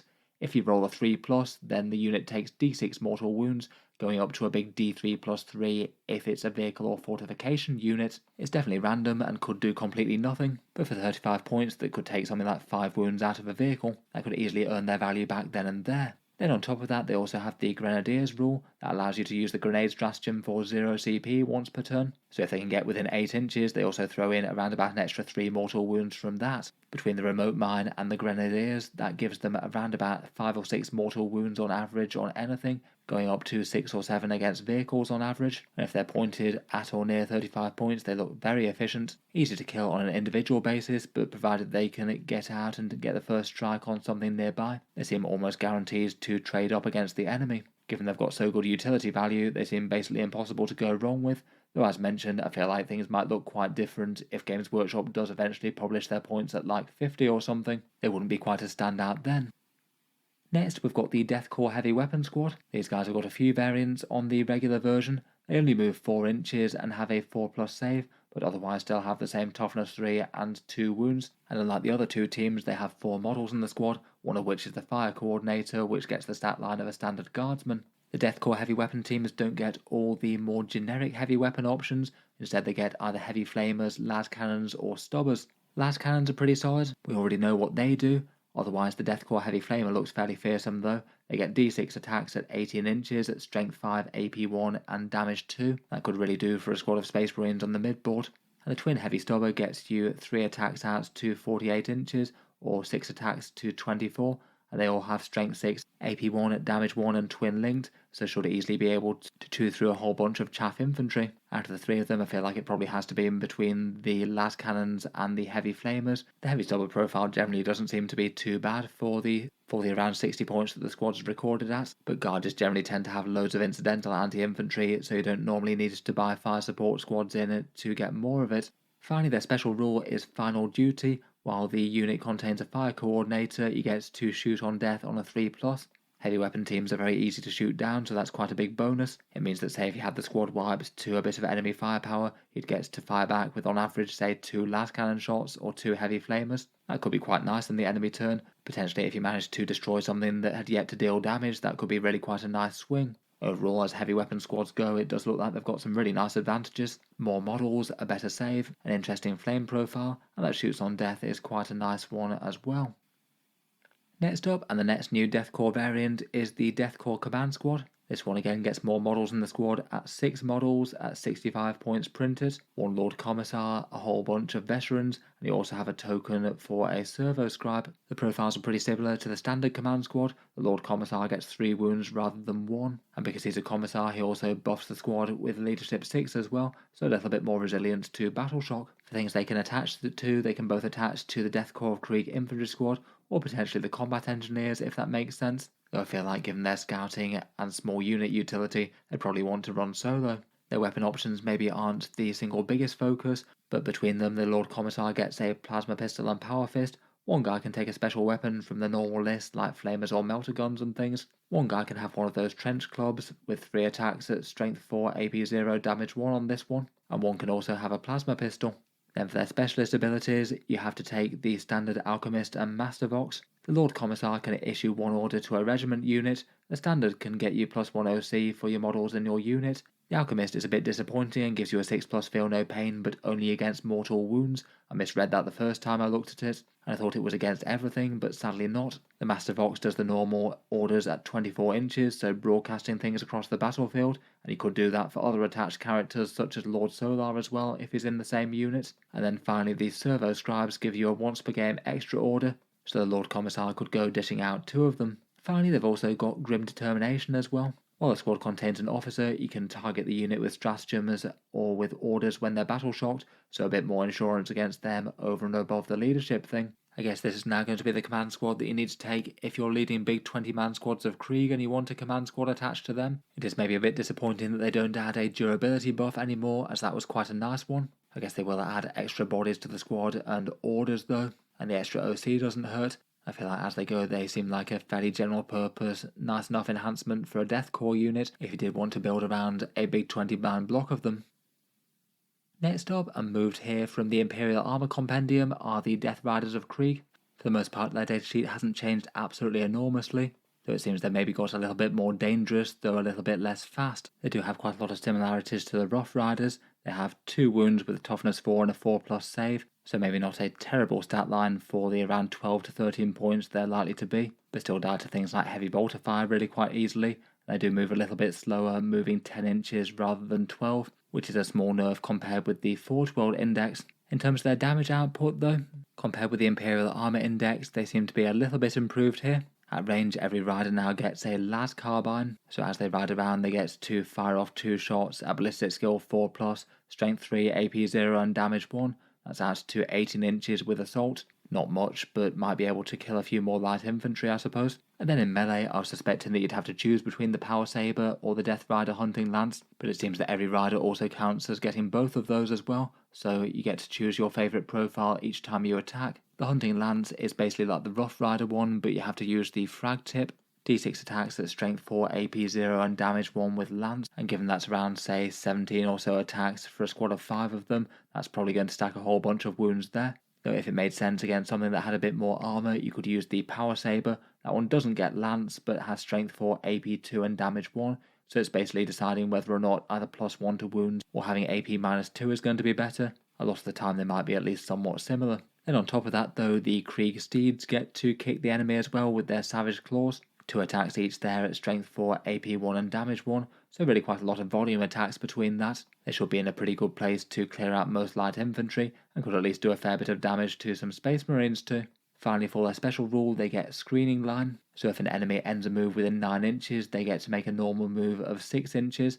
That can be quite nicely disruptive in the midfield. Again, mainly best for usually keeping them safe if possible, backing away from charges or hiding from enemy shooting, so the enemy doesn't 100% know where they'll go. For how good they'll be, that depends on their final points cost. There were 70 points before and are listed as 60 in the Codex. They're still not going to have the sheer amount of damage that the Rough Riders have with those Melter Lances, and they aren't quite as fast as them either, but they seem like quite good skirmish cavalry for the midfield potentially, a nice special rule and a whole bunch of volume attacks. I think if they do wind up being 60 points, I'd rate them as usable. I'm a bit uncertain as to how competitive they'd be though. I'm not sure they'd be crazily standout. For the option to lead them in the big Krieg box, we've got Lord Marshal Dreir.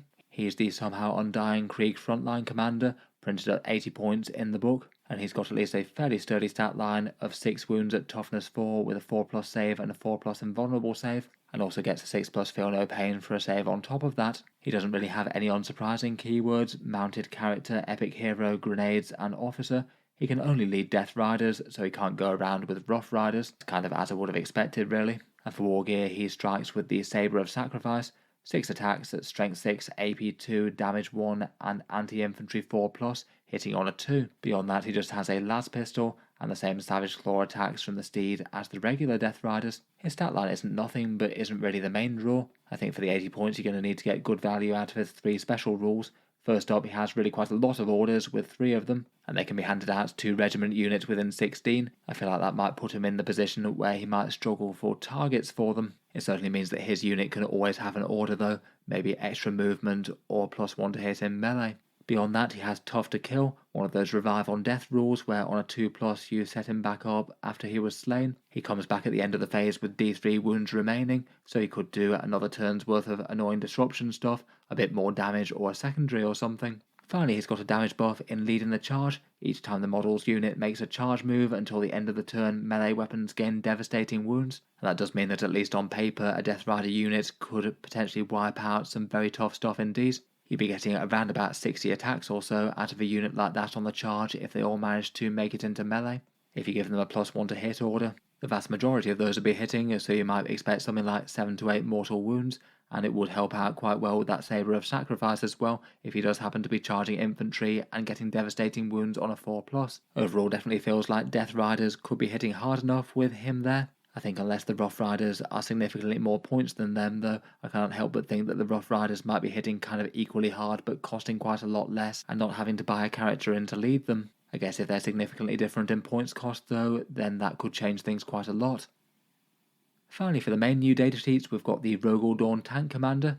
As mentioned, a new datasheet for the Codex, so that means that if you want to put 6 Dorns on the table, then you can, with their slightly oppressive stat line of toughness 12 and 18 wounds with a 2+ save, and then absolutely covered in all manner of different scary guns. For the most part, the stat line of the weapons didn't change. In general, the Oppressor Cannon and the Pulverizer Cannon tend to be the most popular, maybe with some multi-melters as well. And they've often been fairly competitive guard units, just big tough tanks that are hard to take down and can spit out a good amount of damage with really general purpose profiles. The only change to the actual Dorn stat line was the coaxial autocannon, which went from the slightly odd hitting on a 3+ that it had to hitting on a 4. For the Tank Commander datasheet though, there's 2 main changes compared with the regular Dorn. First up, it can hand out orders to 2 different squadron units within 12 inches over the Voxnet. Both the tank commanders can now issue orders to 2 tanks, which is quite nice. It doesn't get the ablative plating special rule, so no one-shot chance to cancel a big damage result, but instead it does a bit more damage in himself. Each time he's selected to shoot, you get to reroll 1 hit, wound and damage roll. And while I guess that won't go too far over all the many different profiles that he's firing with,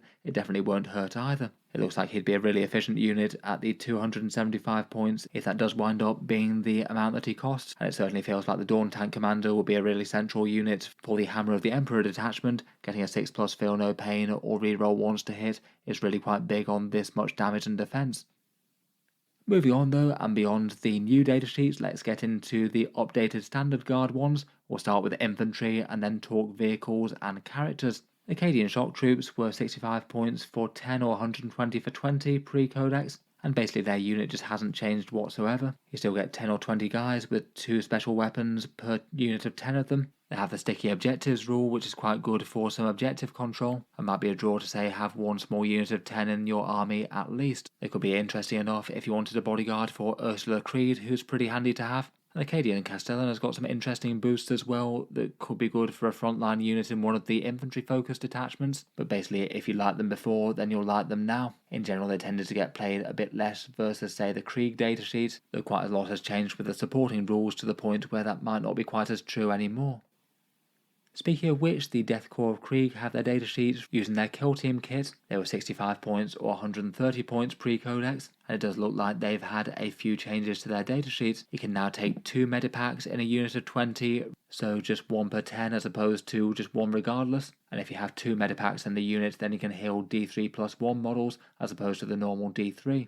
It does appear though, with a slightly confusing system of asterisks for the special weapons, that they're not quite as free as they were before. Between a 1 and 2 system of asterisks, it looks like you've only got 2 special weapons per squad of 10 of them now, and they can't both be a melter and plasma gun if you also want the Voxcaster, which hasn't really changed too much in this one. If you have Voxcasters in infantry squads and places, there's a chance to refund some command points, and a better chance if there's an officer nearby. It does mean between that Krieg big squads will regenerate a little bit faster, but not hit quite as hard in terms of mass special weapons compared with what they were. And they still have their special rule with the +1 to hit if their squad's depleted, and then a further +1 to wound if they're below half strength. Perhaps one of the biggest losses for them though is they won't be getting a big feel no pain anymore. It was quite common to run them with a Death Corps Marshal, and that gave them a 5+ feel no pain, and that'll give you a big tanky brick of infantry for the midfield. Basically, a lot of guard in general aren't going to be quite as hard to remove as they were before, though some detachments can give you a bit more toughness for your basic infantry, like that Recon one. Finally, for the 3 main infantry squad variants are the Kaschan Jungle Fighters, the same toughness 3, 5+ save and OC2 profile. These guys, for their benefits, instead get Scout 6 inches, so are quite nice to go heading for the midfield, maybe in a Chimera or 2. They don't have quite as many damage dealers in terms of special weapons. They only get 2 flamers per unit as opposed to other fancier guns with better AP and damage. They're nice enough expendable guys with a lot of OC to put on the midfield fast though with that scout rule, and they have had a small tweak to their datasheet. They swapped out the +1 strength and +1 AP on the first round of melee for just a flat +1 to wound in melee, and that triggers either if they charge something or they were charged by something else. It still doesn't really feel like it's going to be enough to actually make infantry melee guard particularly good, particularly with Strachan not being in the Codex anymore, though it does mean that they hit just a little bit harder than their contemporaries. It feels like they might have a new rival for scouting expendable units in the Combat Engineer Squad, depending on their eventual datasheet prices.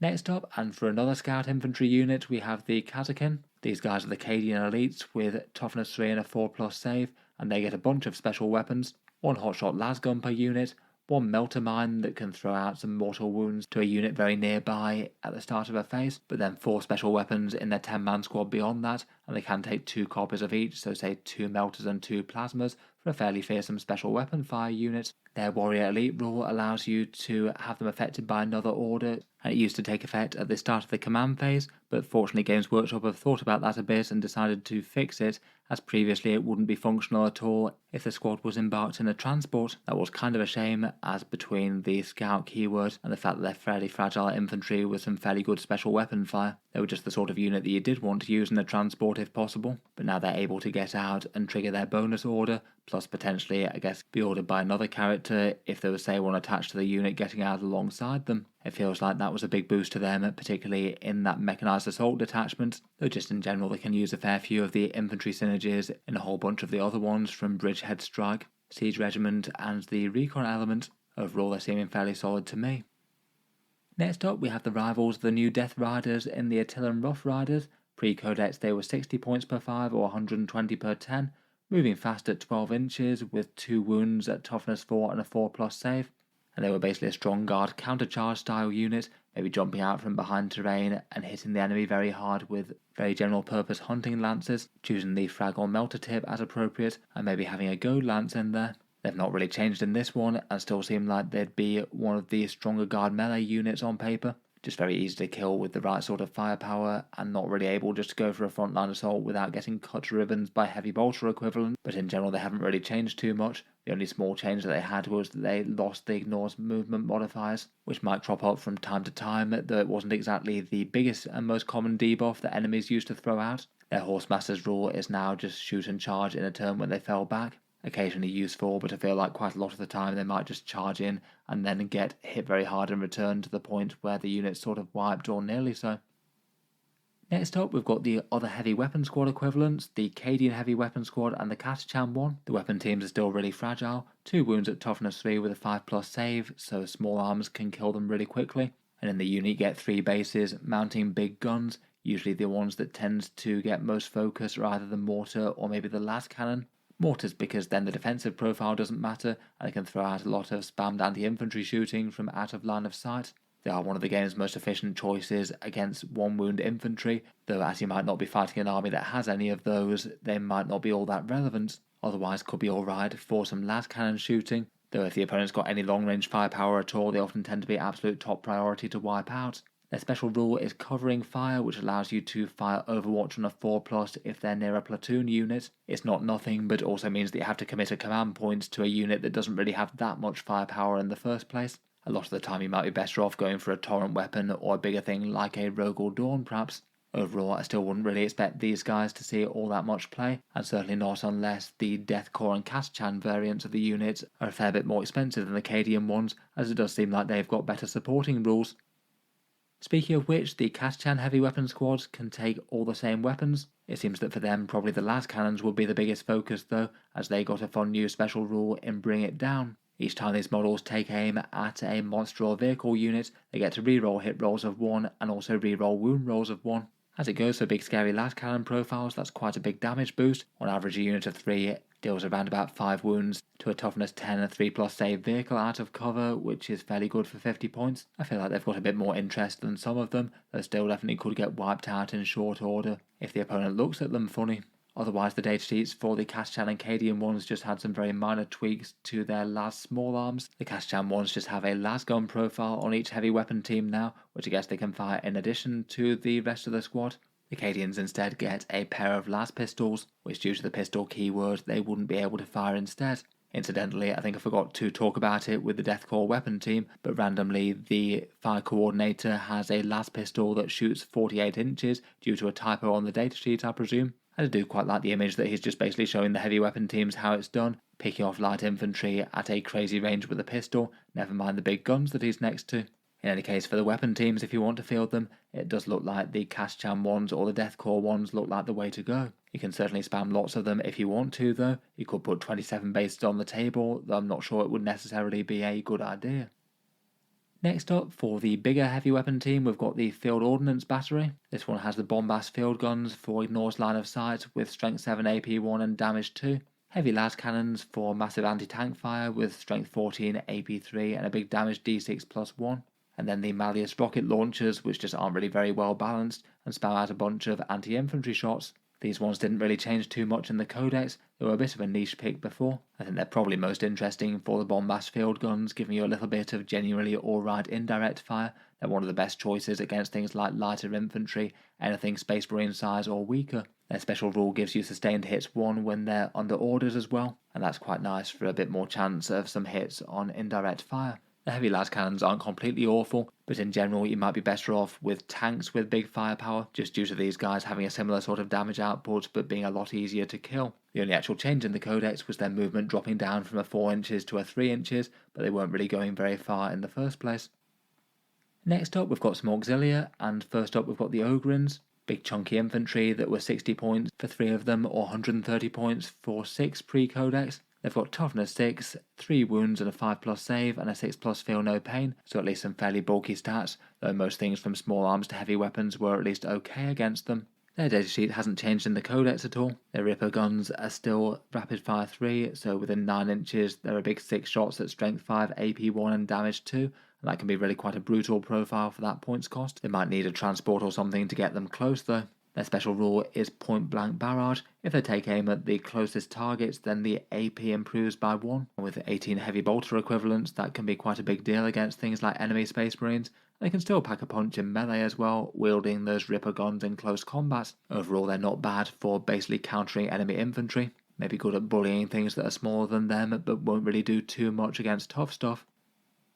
Moving on, we've got the Borgrins. These were 110 points per 3 or 120 per 6 pre-Codex. Way more expensive than the Ogrins, but also a fair bit tankier.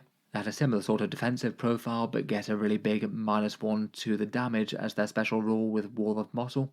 And then also get a shield on top of that, either a 4+ invulnerable save from the Brute Shield, that was usually the one taken over the Slab Shield for 4 wounds. Interestingly though, it looks like the Borgrins got a datasheet improvement of getting a 3+ save at base. That does mean they're going to be a fair bit more resilient against low AP stuff, which could often actually do surprising amounts of damage to them. And maybe just makes the choice between the shields just a little bit closer. I still feel like the 4+ invulnerable is probably going to be the one to go for though.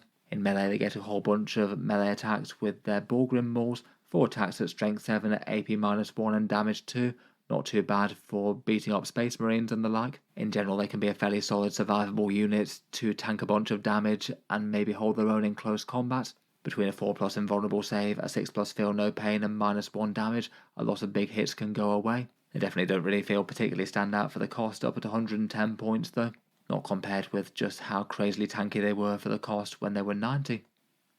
Finally, for the Abhumans, we've got the Ratlings. Toughness 2 little space hobbits that recently got their new kill team kit. The datasheet in the Codex still matches their digital download. They're 5 models for 60 points or 10 for 120. For the 5 model squad, you get a cheap unit with infiltrate and move, shoot, move, so they can basically ping out of cover, shoot some things, and then hide again. And they're just armed with their sniper rifles, so 5 shots basically at strength 4, AP 2, and damage 2. Alright for taking out some lighter characters, though not very reliably. In general, I feel like their biggest draw is probably as a smaller unit to be a sort of infiltrate placeholder. For such a big codex with loads of infantry, it's kind of surprising that the Guard have so few infiltrators. It's basically these, Sly Marbo and Gaunt's Ghosts, and none of them are particularly tough stuff that you'd really want on the front line straight away. Could be okay if you just want a unit to be able to guarantee that you screen out one section of the board and you get to do your scout moves and the enemy won't infiltrate there. You could upgrade to the 120 point squad where you get a fun tank stopper rifle and a couple of other upgrades, though that one doesn't really seem to be a particularly good use of resources. I think you'd probably be better off to have 2 units of ratlings in different places as opposed to an upgunned one that gets to shoot a bit harder with the battle mod with the lethal hits. I guess it's a good excuse to use the fun dog model though. Overall though, I feel like there probably needs to be a little bit cheaper to be particularly strong. They haven't really been very standout pre-Codex. Moving on from infantry stuff and into tanks and armour. First up we have the Leman Russ battle tank, which hasn't got any changes in the book. They're still the same dependable toughness 11, 2+ save and 13 wound battle tank, really quite chunky and hard to deal with for a bunch of more conventional enemy anti-tank weapons, and the different variants previously were priced anywhere between 145 and 225 points. These things do get really quite a lot of guns, often taking multi-melter sponsons or maybe plasma sponsons on the sides of the tank, usually taking a las cannon on the hull, a heavy stubber on top, and a hunter-killer missile for a one-time anti-tank punch. And then each of the variants gets their own different main gun and special rule to go with it. The standard battle tank gets the strength 10 AP1 and damage 3 battle cannon, which is fairly general purpose though not so good against high saves, but the tank does get to reroll once to hit all the time and all hit rolls against things on objectives. The battle cannon can be quite nice with some buffs from the Guard Codex, things like Fields of Fire from the Combined Regiment, or other synergy units like Leman Russ Executioners or Hellhounds. It's generally been a fairly solid competitive datasheet due to the extra AP buffs that you can give it. I don't know if people might be a little bit less tempted by it now that Fields of Fire isn't quite as good for focusing all your army's firepower on one thing though. In any case, the armoured mainstay of the Imperial Guard is still sturdy enough. Moving through the other variants, and the Leman Russ Demolisher gets a rule called Line Breaker to allow it to fire into close combat with units that it's still within engagement range of, even with blast weapons, and also take no penalties from big guns never tire. The big Demolisher cannon is fairly fearsome, though it has been toned down in this update. Rather than having D6 plus 3 shots, it's now D6 plus 1, though they do still hit with strength 14, AP 3 and damage D6, really quite punchy against big tanks and armour. I feel like the change isn't really the worst in the world. I suspect it was probably done because the Demolisher tank had to be costed at 200 points, really quite a lot more than the rest of the Russes, just due to the gun being so much better. Looks like they're trying to move it more so it's got its niche against tough stuff, but isn't just the single best thing against all sorts of things out there. So I'd hope that losing 2 shots would also go hand in hand with a points decrease. I guess we'll see how they feel about that when the Codex points come out. Next up, we've got the Leman Russ Vanquisher. Pre-Codex was 145 points and comes with a big all-or-nothing casino cannon, one shot with heavy at strength 18, AP 4 and damage D6, re-rolling wound rolls against monsters or vehicles. Quite fun to have a tank that can basically threaten to one-shot its counterparts, though pretty unreliably so, failing to hit, wound or bouncing off an invulnerable save. I think they were powerful enough at 145 points though. Nice and cheap for all the rest of the guns that you get on the chassis, and just every so often the big gun will take out something important. Next up, the Leman Russ Punisher has the Punisher Gatling Cannon, 20 shots at strength 6, AP 0 and damage 1, getting devastating wounds against things that aren't monsters and vehicles. As with a few other guard dedicated anti-infantry things, it's not that it's really all that bad, it does well against light infantry, but just the vast majority of guard things do get a lot of anti-light infantry shots anyway. All the tanks come with stubbers built in, and you often have a fair amount of las guns built into other squads running around as well. And as a result, it's been very rare that I've seen these in competitive lists, even if in reality they're not unusable. The Executioner is the plasma tank, D6 plus 3 shots at strength 8, AP 3 and damage 3 with the Executioner plasma cannon if you overcharge it. Really quite a nice general purpose one that'll chew through elite infantry quite well, really quite nasty against Space Marines and Terminators. It was sort of a mid-cost one at 170 points, and its special rule remains a bit disappointing, a +1 to hit against things that are below half strength, so a bit of a minority of the targets. Its gun is quite a good one I think, though it does come with the downside of the hazardous roll, so 1 in every 6 shots it's going to deal 3 mortal wounds to itself. It does quite like the lethal hits from born soldiers though to keep it relevant against vehicles, that makes it quite a general purpose tank. Lethal hits helping it punch up, and it's already very efficient against enemy Space Marines and medium infantry and the like. Next up, and one of the most commonly played tanks, is the Leman Russ Exterminator. 170 points pre-Codex like the battle tank and the Executioner. This one's main gun is the Exterminator autocannon, 4 shots out to 48 inches, 8 shots within 24, and all with strength 9 AP1 and damage 3 twin linked, sort of similar in a damage profile to the regular battle tank in its own way. The reason that people like to take the Exterminator though is its AP debuff rule. If you hit something with the Exterminator autocannon, then everything else in your army gets extra AP against that same target. So you could ping this into something and then follow up with a whole bunch of other firepower, which is going to be far more effective against things with high saves. They're good for buffing most shooting, maybe particularly stand out with Rogal Dorns with quite a lot of AP1 or AP2 firepower. The Lehman Russ Eradicator was one of the very least taken ones before. It was priced at 150 points and also one of the cheapest variants, though it got quite a big improvement here. The main gun still isn't really all that good in my mind. D3 plus 6 shots, so a bit more than most. At strength 7 AP1 and damage 2 with ignores cover. It's alright against standard Space Marines or lighter infantry, though I feel like the cheapness of the tank and the ignores cover just wasn't really all that worth it for not being very good against tough stuff, though now it seems to have taken a bit of a pivot and become the durable Lehman Russ, where now if it gets the benefit of cover, it's also -1 damage when you fire against it, which could be really quite a big debuff for a whole bunch of anti-tank weapons, anything with damage 2 and damage 3 in particular though. I guess maybe you could have one of these and be a bit more aggressive with it than the rest of the tanks, so it's the one that the opponent needs to try and take down first. If they try and shoot it down, then just being unusually tough could hopefully have it soak up far more than its fair share of firepower. I'm not sure if that extra durability is going to be enough to get it the nod over other things. It still might be better to have the damage, I guess. Unless you are quite aggressive with it, there's a good chance that it just gets ignored due to being both tough and not really as threatening as some of the other things on the board. Finally, for the Lehman Russ variant, we've got the Lehman Russ Tank Commander that I thought I'd mention here with the Russes as opposed to in the character section. Pre-update, this was 225 points, and it can take any one of the turrets, but comes with its own special rule for firing on death on a 2+, provided the tank isn't in melee. That could be quite a big deal though, as when the tank gets popped, you get to just absolutely unload all your guns on one enemy unit that was just about to shoot or charge or something, so definitely not a bad rule to have. For its datasheet changes, it was renamed to the Lehman Russ Tank Commander, given that there's a Rogal Dorn one now. The number of orders that it has got buffed. You can now issue 2 orders to Squadron units, including one to itself as it still has the Squadron keyword too, but that means it got way better for buffing things. Finally, it has got the same nerf for the Demolisher Cannon with only D6 plus 1 shots. I guess that's a bit better for internal balance there, even if it is worse. Will be interesting to see if people just stick with the Demolisher Cannon anyway, or decide to go for some of the other variants now that they're a little bit closer in terms of damage output. In theory, one of the longer range variants like the Battle Cannon might actually be a bit preferable for the Tank Commander, as you might want to play a little bit more cagey with it. In any case, unless they go up wildly in points cost, I'm still sure they'll remain a staple. Otherwise, for main battle tanks, we've also got the fearsome Rogal Dorn. I already talked about these a bit with the Tank Commander version of the datasheet, but basically they're a massive powerful tank with a whole bunch of general purpose guns. The regular datasheet stayed that way with no changes, and they still have the ablative plating to change one damage output to 0. You do have to declare that before you've actually rolled the save though.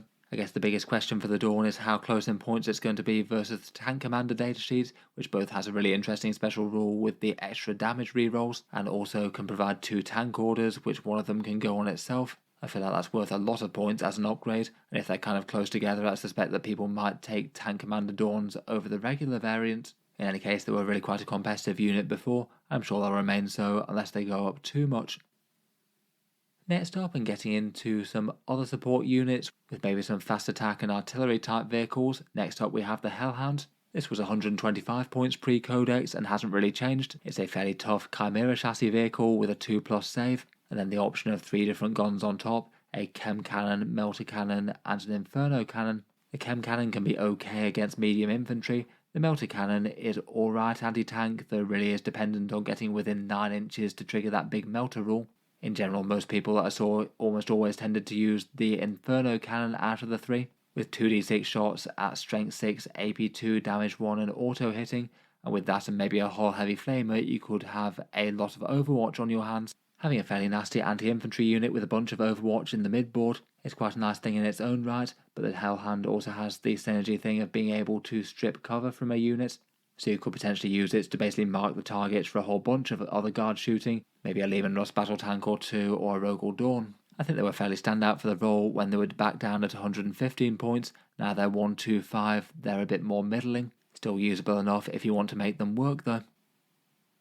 Next up, we've got the Guard Walkers with the Sentinels. The Scout Sentinel was a very competitive unit before the Codex, and I still think it will be now. They move 10 inches with toughness 7, 7 wounds and a 3+ save, previously just for 55 points, which was very tanky for that cost, and also had a nice scout move at 9 inches, so you could have it as an annoying unit in the midboard, hopefully surviving on objectives and marking targets for the rest of your guns. I think its special rule was one of the best things about it, being able to nominate one unit within 18 inches and reroll ones to hit for the rest of your army against that. The buffing rule has been toned down a bit in that it doesn't affect indirect fire anymore, it's literally just that reroll ones to hit, but for a cheap tough scout walker that's already fine.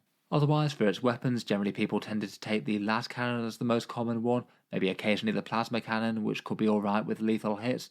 As they have the regiment and squadron keywords, they have good synergy with most things and can get born soldiers against everything basically. And on top of that, they get a hunter killer missile and a sentinel chainsaw for a little bit of close combat threat against light infantry.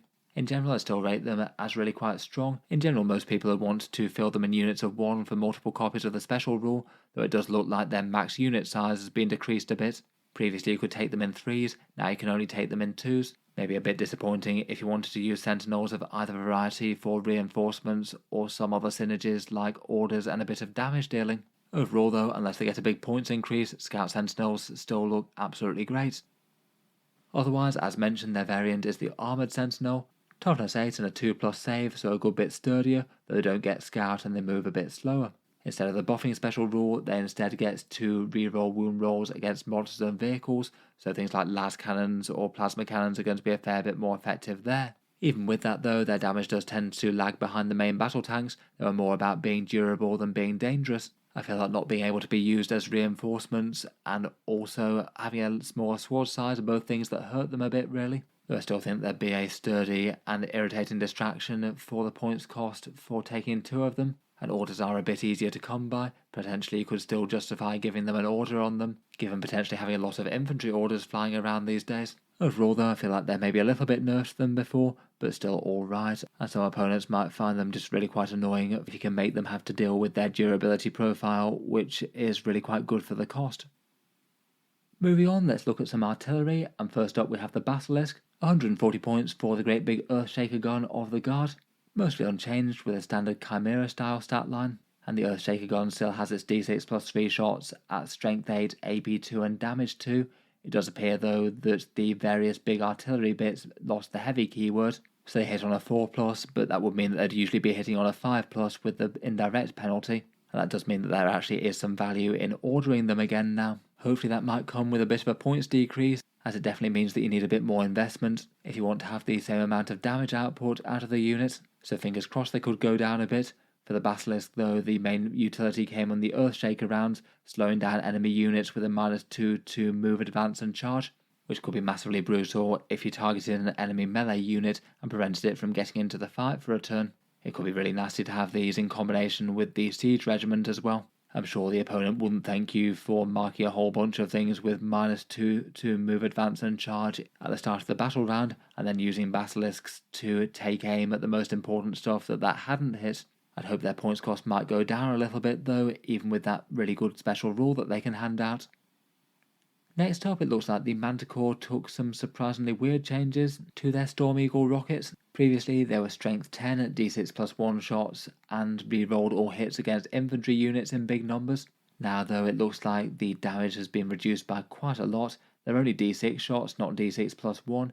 They've dropped down from strength 10 down to strength 7. They no longer get the hit re-rolls, instead having a debuff roll, kind of like the Basilisk, though they have gained the anti-infantry 2+ keyword, which I guess keeps them relevant against a whole bunch of infantry out there, but at the same time they were wounding most infantry on a 2+ anyway. Having lost the hit re-rolls, it does look like their damage output just goes down against everything, including infantry. Trading out for that, now they hand out a debuff rule similar to the Basilisk, but for this one it's a -1 OC to a minimum of 1. The rule says that you stagger a unit, and then I guess you have, say, a unit of troops that was OC2 dropping down to OC1. As it goes, I don't think it's the biggest debuff rule in the world.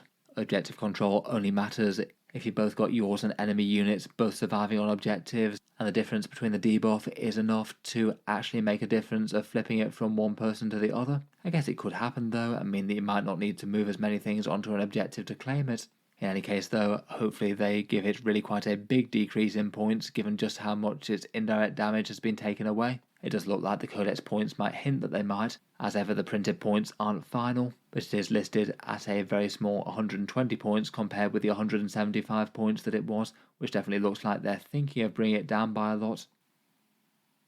Next up, and without any changes, is the Hydra. This one's again a Chimera platform tank, getting a heavy bolter and a hunter killer missile, though its main gun is the Hydra quad autocannon. 4 shots at strength 9, AP 1, damage 3, twin linked, anti-fly 2+, and also getting to re-roll the hit roll against fly targets, very much a specialist. Pre-Codex these guys were really quite cheap indeed, all the way down to 85 points, all the way down there just due to those big autocannons perhaps having a surprisingly weedy profile. Like the Lehman Russ battle tank though, it is a profile that can take buffs quite well. Lehman Russ exterminators or hellhounds could make it quite a lot more effective against a bunch of targets, though I feel like it might suffer a bit from the change to fields of fire. Still seems usable enough though, as a kind of chaff tank that gets a fair bit better against certain fly targets. For the Wyvern, they were really quite niche artillery before, priced at 110 points. They get the quad storm shard mortar, 2d6 shots at strength 5, AP 0 and damage 1, all with twin linked. Unfortunately things don't really look particularly great for the Wyvern. It wasn't really considered very good before, and for some reason it seems to no longer ignore cover, and also lost heavy on the main gun like the rest of them did. It still has its special rule where it hands out a -1 to hit debuff. It really does seem to be the way that Games Workshop is going with artillery these days, handing out debuffs to enemies, and that one's had a slight tweak in the wording to say that it lasts until your next shooting phase rather than the start of your next turn, though that wouldn't really matter too much aside from some out of phase rules and things. Overall still really feels like this one could probably do with a points decrease, even more so now that it's lost a couple of good supporting rules. Finally, for the great big artillery things, we've got the Mighty Death Strike, basically a mad cruise missile to put on the table for 145 points, and this one, as previously, still has its designated target rule, where in your first shooting phase you put an ominous marker down somewhere on the board, then the opponent can decide to try and get away from it, or stand there and potentially take the heat, and then when it gets back to your turn again, you can either launch the missile or choose to hold off, dealing 2d6 shots at ballistic skill 2+ at strength 16, AP -4 and damage 1 to everything within 6 inches of the marker. In reality, it's generally going to be best for punishing enemy armies that really want to castle up, say put loads of their army all within one big line of sight blocking ruin and then hide from the rest of your guns there, and it does mean that a death strike could actually be somewhat interesting for flushing things out or forcing them to take a bunch of damage that they don't want to. That would still seem to be a bit too much of a niche role though in guard armies. I hadn't seen very many people choose to use them at all, and it doesn't look like anything has really changed in the Codex. They didn't change any of its special rules or damage output, though of course we don't know if the points might change. Next up, and we've got the transport vehicles next. First up, the Chimera hasn't changed in the Codex. A fairly sturdy chassis compared with the other transport, toughness 9 and 11 wounds with a 10-inch move. And then quite a lot of guns, often people taking 2 heavy flamers, the lasgun array, it gets a hunter killer missile and a stubber as well, really quite well equipped in terms of small arms fire. For its transport capacity, it's got 12 models and firing deck of 2, and if you had officers inside it, then you can also use those to issue orders with the mobile command vehicle rule. Pre-updates they were 85 points, which was a bit of a painful nerf from the December balance update. There'd been a nice cheap and effective 70 points before. I feel like 85 was pushing it a little bit high. Though I still think in reality they're not unusable at that cost. They've got quite a lot of fun heavy weapons and things bolstered all over them that most transports don't get. And they can be quite nice as well with born soldiers getting lethal hits against tough stuff. The Taurox is similarly unchanged, 65 points for a transport that's faster at 12 inches, can advance and drop, but otherwise compares pretty badly to the Chimera. It's only toughness 8 and 10 wounds, and its firepower isn't anywhere near as good, mainly being about 2 twin autocannons. For 20 points less though, it's a fair bit more cheap and expendable, and might actually get units where they need to go. It does feel like it could be useful enough for the whole Mechanised detachment. Super Heavies next, and the Mighty Baneblade variants still remain with their big stat line at toughness 13, a big 24 wounds and a 2+ save. Typically they weren't really being played very much in competitive lists prior to the update. in no small part due to not being able to be affected by born soldiers at all, lacking the Squadron keyword for lethal hit, and they really didn't like the Lord Solar update as well that only allowed him to order Squadron and Regiment units. For the balance update, the only thing that changed with any of the chassis variants was moving up from a movement 9 to a movement 12, and that does mean that they will be able to get around the table a bit better. I feel like perhaps the most interesting development for them might actually be that Hammer of the Emperor detachment, given that that gives them a stratagem to allow to move through terrain, and that can be one of their other biggest weaknesses, being boxed into certain parts of the board and just not physically being able to move through the gaps. It feels like if you want to make Guard super heavies work, then that's probably the way to do so. Going through the actual variants, I won't spend too long on them, but the Baneblade gets a big general purpose cannon, a nasty demolisher cannon that still gets the D6 plus 3, and giving cover to things behind it. Between the two gun profiles, I think it was threatening enough. The Bane Hammer was a bit cheaper at 450 points. That's the one with the Tremor Cannon, a whole bunch of damage 3 shots that hands out a bit of battle shock. This one's one of the ones that has the transport capacity, being able to fit 26 models in it, and having a firing deck of 12. The Bane Sword gets the Quake Cannon, really quite a big high strength and high AP damage 4 gun. And this one gets really quite an entertaining rule with the ability to trigger deadly demise on a 3+ for things that it blows up. So ideally you want to pop an enemy unit that's right in the middle of a big formation and shower them in mortal wounds. The Doomhammer gets the Magma Cannon, D6 plus 3 shots at strength 12, AP 4 and damage D6 with a massive melter 6, and monster and vehicle units always count as being within half range, so huge damage for every wound that goes through there. The Hellhammer also gets a Demolisher Cannon, and then the big Hellhammer Cannon is strength 7, AP 1 and damage 2 with ignores cover. It kind of feels similar to the Lehman Russell Eradicator on that profile, and it gets the Demolisher style rule where it doesn't take penalties for shooting into engagement range. The Shadow Sword is the big tank destroyer, just a few massive shots with D3 plus 1 attacks, or hitting at a crazy strength 24, AP 5 and damage 12, or with heavy and devastating wounds if it attacks monsters and vehicles. A pretty good chance on this one to just line up shots on something and just shoot it dead in one shot, potentially being able to one-round Imperial Knights if they're rolled poorly. The Stormlord is the one with the really big transport capacity. Maybe it could be fun to have some sort of shenanigans with the Mechanised Assault detachment there perhaps, and that one gets the Vulcan Mega Bolter for a whole bunch of spammed strength 6, AP 1 and damage 2. It's got a fun special rule that could help out with that detachment as well, with scooping your units back up into its transport hold in their movement phase. Finally we have the Storm Sword. This one was the most expensive one pre-Codex, with some really quite big hitting damage with a Storm Sword siege cannon. It could also hand out some mortal wounds to a bunch of stuff nearby if you rolled a 5+ with its concussive wave.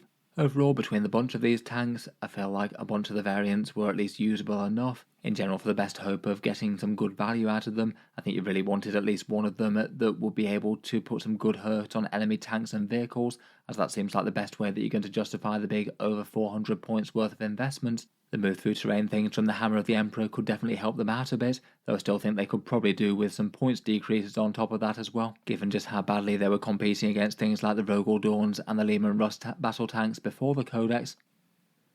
Next up, for the Astra Militarum's only flyer, we've got the Valkyrie. 190 points pre-Codex, and that gets you a toughness 10 flyer with a 2+ save and 14 wounds. The main value of it being a very fast transport. It moves 20 inches and then can drop a unit out the front of it, potentially giving you a special weapon alpha strike on the enemy, though it maybe was a bit unhelpful that the transport costs quite so much more than whatever is to be able to transport inside it. It does get some fun shooting with a bunch of either multiple rocket pods or Hellstrike missiles, plus a pair of heavy bolter door gunners, and for an aircraft it's fairly durable with a 2+ save. But still, it's just nowhere near worth the value of 190 points. It's just so much more worth it to use a cheaper on-the-ground transport at that cost. I feel like it's definitely a unit that could be good, but just needs to be significantly cheaper.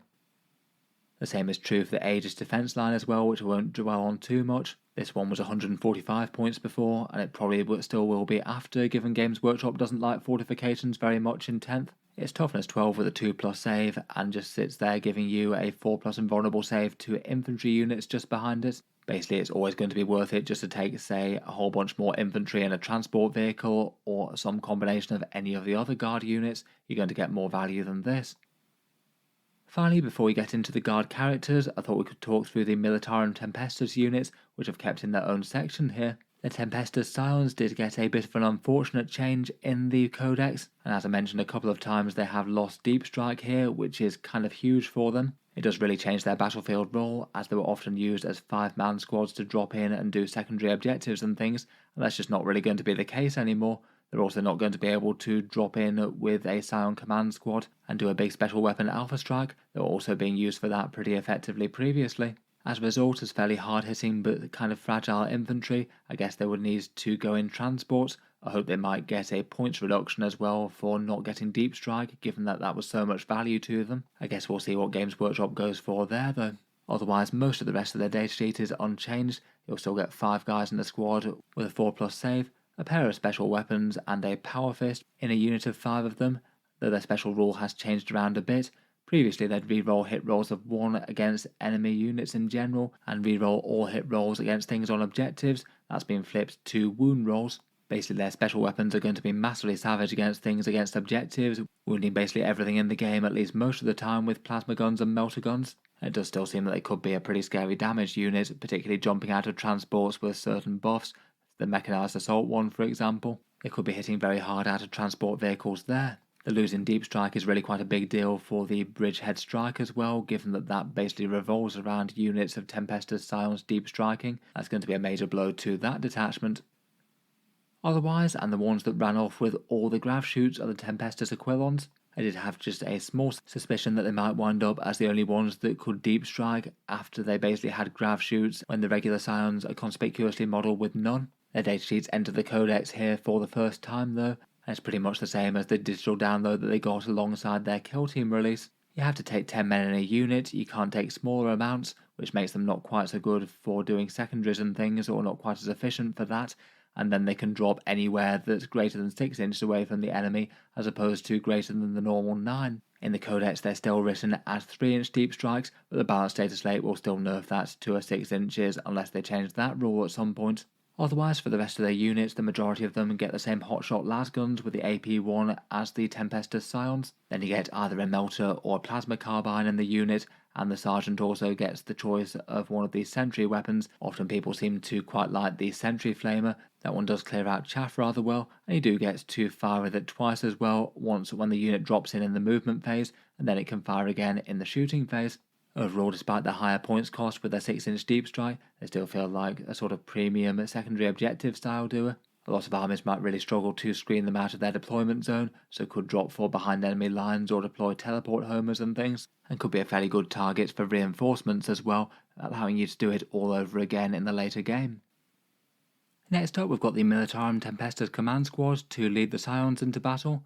Prior to the Codex, they were 70 points, and they can be pretty fearsome when combined with Tempestus Scions. You can either take the upgrades such as the standard for extra OC, and the Master Vox to broadcast orders, or you can just load up on all the special weapons, taking up to 1 of each, and it does mean that all the buffs can stack really quite high on them.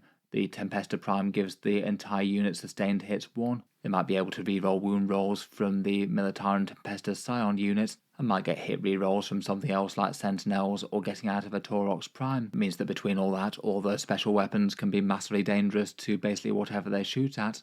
As for the Scion Squad, unfortunately they lost the Deep Strike special rule, so again I strongly suspect that they'll be most often wanting to go for a Taurox or a Chimera to deliver them into battle, unless they're going very gung-ho on foot with a bit of move. Otherwise, for Codex changes, there were a couple of other things. Previously they had a special rule where if the Tempestor Prime leads the army and is your warlord, then Tempestus Scions get battle line. As I guess would probably be the case, that one's now locked to just the Bridgehead Strike, so that only applies in that detachment, so you're not able to spam Tempestus Scion squads elsewhere. There's also a small change to the med pack as well. Previously that was a 6+ feel no pain for the unit, now it's heal D3 Scions excluding characters, and that's done at the start of the command phase.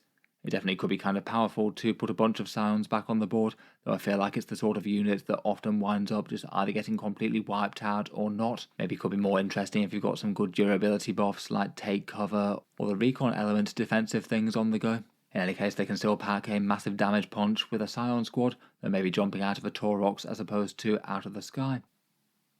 Speaking of which, the Taurox Prime is the Fancy Scion transport with a bit of upgunning compared with the regular version. This one had a couple of tweaks to its weapon profiles. The top gun you have to choose between the battle cannon, Gatling cannon and missile launcher. Previously the missile launcher tended to be the way to go, though it looks like the missile launcher profile has been nerfed a bit. You now just get the one shot, but it gets the twin linked keyword, and that is quite a bit worse than just having two shots at the same profile. But the more underwhelming choice in the Taurox Gatling cannon, that got quite a big boost. Previously it was just 12 shots at strength 4, AP 0, damage 1, only good for light infantry. Now it's dropped down to 8 shots at the same profile, but it gets twin linked and devastating wounds. I feel like that's easily worth the trade-off. It's gone from being a gun that just doesn't really do much against tough stuff to something that's often going to chip off a mortal wound or two, and still pretty good against light infantry as well. I feel like it might have flipped around to the point where the Gatling cannon might be the best choice, though the battle cannon seems fine as well. In any case, it also had its buffing rule changed as well. As the Scions now reroll wound rolls, this one now has the reroll hits buff, so if it shoots something, then anything that got out of it that turn gets 2 reroll hit rolls against that unit. So again, if you have Scions jumping out, it's going to be rerolling all hits and all wounds, so really quite fearsome damage plus whatever orders or sustained hits you might have going on. Hopefully this thing is efficient enough to be worth it, given that it looks like it's kind of necessary to make Tempestus Scions work now. Moving on though, let's get into Guard characters. I thought we'd talk through the generic characters first and then talk about all the epic heroes. First up, the Cadian Castellan gives you the sustained hits 1 and the ability to fall back and shoot, plus has a tiny bit of personal threat with a fancy pistol and a power fist. In general they don't tend to have been used quite as much versus command squads in the past, though I feel like if you actually want infantry dealing damage on the front line, they're genuinely not too bad. I think they've often been outcompeted by the command squads just due to them adding a bunch more bodies and also the feel no pain to the unit, though now with the med packs that's been changed around a bit. The Castellan has got a buff as well. He used to order 1 order and now he can order 2, and he can join either the Cadian shock troops or the Kazakin. Overall he does seem okay. He's only a fairly cheap 45 points after some previous data slate changes, and I feel like in general he could be interesting enough for some of the various infantry damage dealer combos either with platoon units or Kazakin. I bear in mind he stopped Kazakin scouting though, and that is a downside there. To rival him though, and just with the option to lead Cadian shock troops only, is the Cadian command squad. 65 points in the Codex and getting you 5 guys here, one with 3 wounds as the commander, and then a bunch of veteran guardsmen who have no option and have to pick up the Master Vox, Med Pack and Regimental Standard, though all of them give some fairly good buffs. The commander can take a power fist and you can take a special weapon in the unit. No heavy weapons in command squads these days of course though. Their special rule was changed a bit. They got the old rule for the infantry squad that's gone away, as they always get cover on objectives, and that replaces the ignores modifiers buff that they had before for the shooting. They also got that same med pack change as well, no longer getting a 6+ feel no pain for the unit and instead reviving D3 platoon models. So it seems that Cadians can regenerate in a similar way to Kriegsmen can now. They can still be an interesting unit to join alongside Lord Solar with the Master Vox as well, with the Vox allowing you to broadcast orders within 24 inches, including Lord Solar's rather good ones. Otherwise, and split off from the Cadian command squad, is the Kazachan one. These guys can only lead Kazachan jungle fighters, and these guys are basically the version of the generic command squad now. Pre-Codex they were 60 points, and they have the option to either take the Master Vox, Medipack and Regimental Standard, or just take a whole bunch of different special weapons. They can't take a heavy weapon anymore. And then besides the specialists, their main buffing rules are 1 order for a regiment unit that you could broadcast through the Vox. Units that they lead gain the assault keyword, so you could advance and shoot with those Kazachan flamers, which is nice enough. They're often going to be wanting to run at full tilt towards the mid-board objectives, so that doesn't hurt I guess. And they do also have the scouts keyword as well, so they can actually scout up alongside their Kazachan charges, and they're not going to tie them back to their deployment zone. I'm not sure how much play they'll get though, to be honest. I feel like Kazachan jungle fighters often tend to be just used as cheap 10-man units that are mainly good for board control, objective control and scouting forwards with something that isn't really too high value. Putting a big fancy command squad in there isn't really going to work too well with that. Otherwise, beyond some of the higher officers, for other generic characters we've also got the Commissar. He's a cheap 35-point character who's basically unchanged in the Codex, other than being able to lead the combat engineers now. He's a cheap 3-wound character, he gets a plasma pistol and can take a power weapon to fight in melee, and his main things are battle shock related. He gives his unit a leadership of 6+, so it happens a bit less. If there's an officer model in the same unit, then he gets to re-roll battle shock tests, and once per battle round he has the option to blam one guardsman in a unit within 12 inches, and he can choose to do that at the start of any phase to revert a battle shocked unit to not battle shocked anymore. Unfortunately, this doesn't really work against scoring objectives and failing battle shock in the more traditional way, as there's no start of a phase in between when you fail the battle shock and when you score the objective point, so it's not really great insurance against that to have a commissar nearby. Finally, he can also order a regiment unit, though it's only the extra objective control or leadership or the +1 to hit in melee, so two of the more situational ones there.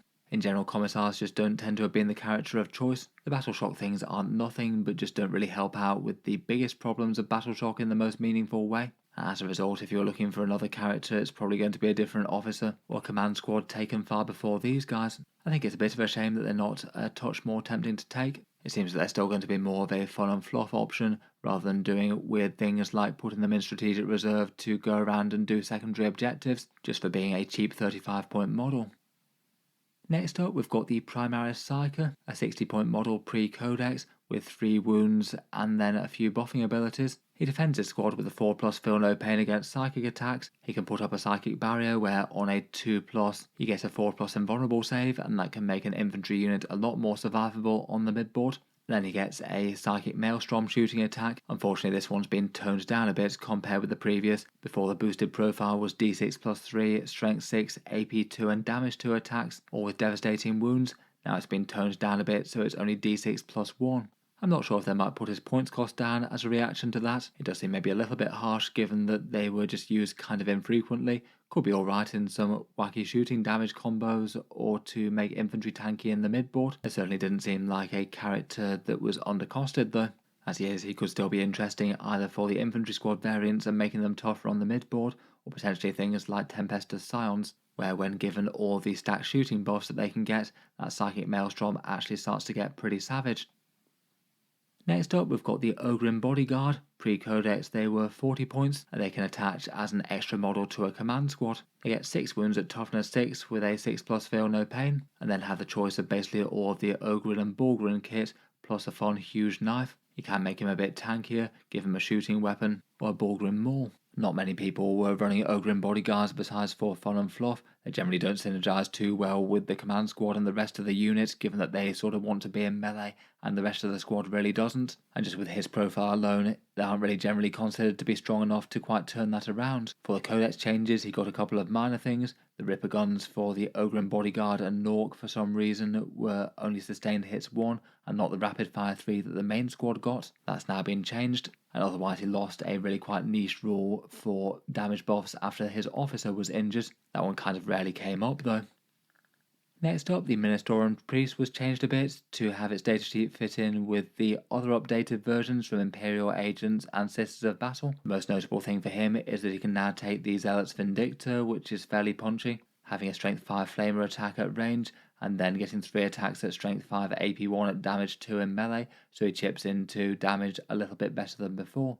Otherwise he still gives the buffs of sustained hits 1 in melee and re-rolling his own hit rolls, and he's also allowed to lead combat engineers as well as another option. Still feels like he's very unlikely to be taken though, to be honest, outside of trying to do some sort of weird and quirky melee guard with cast chance with +1 to wound, maybe an Ogrin Bodyguard and this guy. It just doesn't really have good units to buff in melee. If Guard had some genuinely dangerous infantry close combat specialists, then maybe it could be good, but as he is, he just isn't really very strong. Finally, for the non-named characters, we have the Regimental Engines here. He was 45 points pre-Codex and run by some lists that took a bunch of tanks. He can be a small utility lone operative near those tanks where he can run around and do secondaries and things, though his main job is to give them a 4+ invulnerable save and heal D3 wounds per turn. The 4+ invulnerable save could be quite good on something like a Rogal Dorn or a Baneblade, which are massive great big tanks to put that kind of buff on. But given that they have 2+ saves anyway, it does mean that if they have cover, then they're probably going to be saving on a 4+ or better against most things. It's only going to be AP4 and better that the invulnerable save actually comes up. Even with that though, for the healing wounds and the invulnerable save, plus his own stat line, which is actually surprisingly punchy for a cheap character, I feel like there's enough interest and reason to take one if you want to. I do quite like these Tech Priest and Tech Marine style rules where they gain a bunch of attacks if a vehicle's slain nearby. They basically go into rage mode and then all of a sudden he has 7 attacks at strength 6, AP 2 and damage 2 on the go.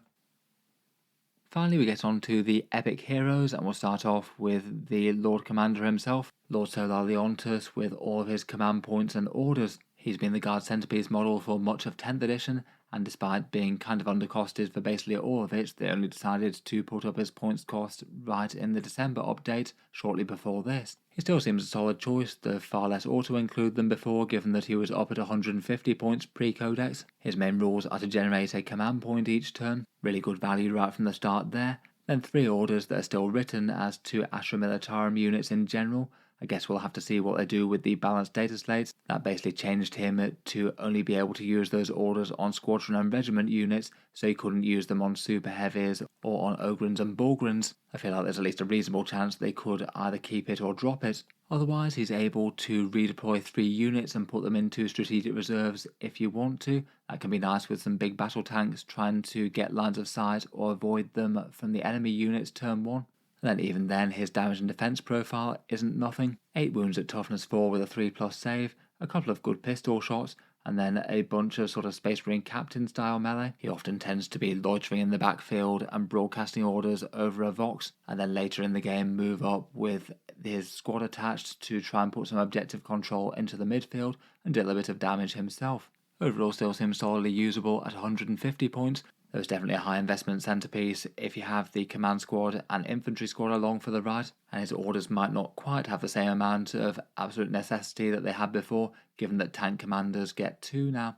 I almost forgot to mention, but the only real changes for Lord Solar Leontus are being able to lead the Death Riders of Krieg and combat engineers, though neither of them really feel like particularly optimal targets for him to go in.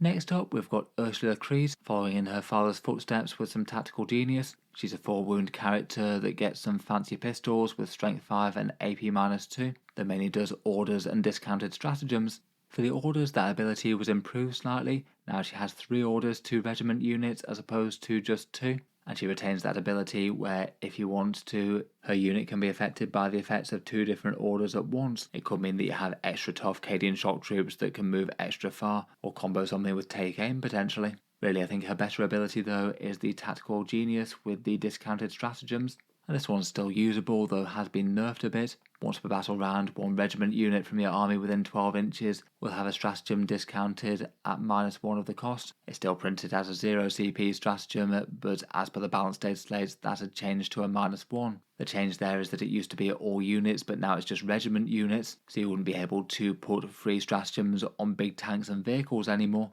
There's still plenty of interesting stuff it could do though. Some of the big army-wide effects, they could potentially be targeting regiment-style units, and he could still use it to activate fields of fire, though it does feel a bit more limited in scope than it was. Still seems good though, particularly in the more infantry-focused detachments where a whole bunch of things might be regiments. Gaunt's Ghosts have been a bit of a competitive staple, being able to bounce on and off the board with their return to reserve style rule, and that meant they were generally pretty interesting to stay safe as lone operatives, maybe take some pot shots at the enemy, and threaten to be able to come down whenever they needed to do a secondary objective if it made sense to risk them that way. For 110 points, that was often what people were taking Kalash Assassins for anyway, and these guys are a fair bit tougher than a Kalash Assassin with 13 wounds in the unit, plus a bit of OC. A little bit of chip shooting with las carbines and autocannon and long las, and a tiny bit of threat in close combat with a bunch of knives, and also the ability to fight first. They can also issue orders to regiment units or to themselves when they turn up on the board as well, which doesn't hurt either. Just overall, I feel like for the points cost, these guys were hard to go too far wrong with. Just lots of utility to help support the army and do a bit of chip damage at a safe range, and being able to go around to threaten to complete secondaries when they needed to. It doesn't look like they've had any major changes in the Codex, so it feels like Gaunt's Ghosts are still going to be in a good place going forward. Next up, we've got Nort Deadog in the Ogren Bodyguard character. He was 60 points pre-Codex as an extra 20-point upgrade over the regular Ogren, and for that he did bring a bit more fight to the table. He got the huge knife and ripper gun, with the huge knife getting devastating wounds, and he also comes with a thunderous headbutt rule built in, usually an extra D3 wounds at the start of melee. For the 60 points or so, he does fight at least fairly hard, though again maybe not so much that he's so general purpose that he can be taking down extra tough stuff, and as a result it just put him in a bit of an awkward place where he's still in a squad that's quite a lot of value relative to him and doesn't really want to be in close combat all that much. I feel like for his stats for the points he definitely isn't awful, just rarely tends to be considered a competitive choice for those reasons. Finally, last but not least, we have the man, the myth, the legend that is Sly Marbo. A 4-wound lone operative with the Infiltrator's keyword, so you can set him up in the mid-board if you want to, and fighting with a Ripper pistol and Envenomed blade, basically a bunch of Strength 5, AP 1 and Damage 2 attacks at range and melee, and they also get anti-infantry and precision. It means that if he does get to both shoot and fight against their standard Space Marine sized character, he's at least got some chance of killing them, so can act as a little bit of a mini guard assassin if he can get the jump on someone.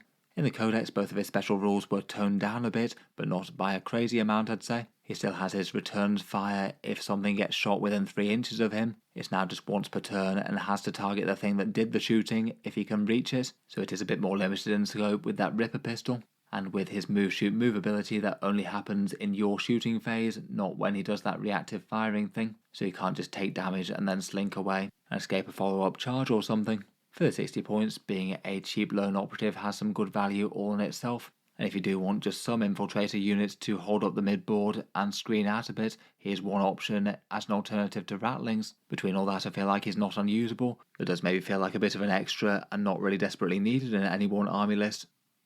And with Sly Marbo and the rest of the epic heroes talked about, that just about brings us to the end of this look through Codex Astra Militarum with the new and updated rules. Overall, in terms of good stuff and bad stuff, I do feel like it's a bit of a mixed bag. Definitely feels like a 10th edition codex in the way that it's not just adding crazy power creep like the things were in 9th edition, though also it's a bit painful to see some good options taken away, even if there are some pretty strong things to replace them in turn. Detachments wise, I kind of feel like they're not the sort of things that are going to enormously excite people to play them as much as maybe some in some of the other codexes, with really quite big and impactful detachment rules. I feel like a lot of the guard ones are maybe a bit more on the subtle side, though maybe it's not the worst thing in the world to have the codex a bit more focused on datasheet strength as opposed to stratagems and things. I think most of them seem interesting enough. I feel like for the ones that sound kind of fun, I would be kind of interested to give the tank one a go. I do quite like the idea of the Mechanised one, having big damage buffs and jumping in and out of transports seems pretty good. Maybe making some good use of Kazakin and Scions to get those big boosts. I'm sure a lot of people will stick with Combined Regiment though, just because it's more general purpose and hard to go wrong with some direct shooting damage boosts. For datasheet changes, it was certainly disappointing to lose a bunch of classic metal characters once again. Fingers crossed Strachan and Harker might return in a future update if Games Workshop smiles on the Kazakhans eventually. Otherwise though, in terms of datasheet power, we won't really know things as to whether or not they're actually strong or not until Games Workshop actually release the points costs, which as mentioned a fair few times during this could be very different to what we've seen printed. For the new units, certainly if they kept the 35 point cost, those Deathcore combat engineers would be one of the most efficient units in all of 40k. I'd guess they'll probably increase the points cost to more than that, maybe even at release. I feel like most of the other Deathcore seem balanced enough. Maybe out of the new datasheets, the Rogal Dorn Tank Commander looks like one of the most intimidating. If that remains 275, that seems really solid in its own right. A tank that's able to order itself and something else, and also have the whole Rogal Dorn stat line, I think is easily worth a 35 point premium on the previous.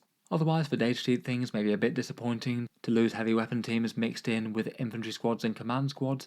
I did think it was interesting to be able to throw las cannons in there to give an all-infantry army a bit more bite against tough stuff. It seems that buffing special weapons on elite stuff might be the way to go there. For other datasheet things though, I must admit having the Scion squads lose Deep Strike felt a bit rough. They're basically going to be another sort of flavour of Kazakin in their own way now, I guess, with the Aquilons being the drop troops, but just not really having the sheer special weapon concentration to be able to be a big damage dealer, sadly. It feels like Guard have taken a big blow to two different battlefield roles there, both cheap deep strikers and big special weapon damage punches with a bunch of buffs. For other stuff though, I did like the Kazakin change, so their special rule actually works with transports now. That's rather nice.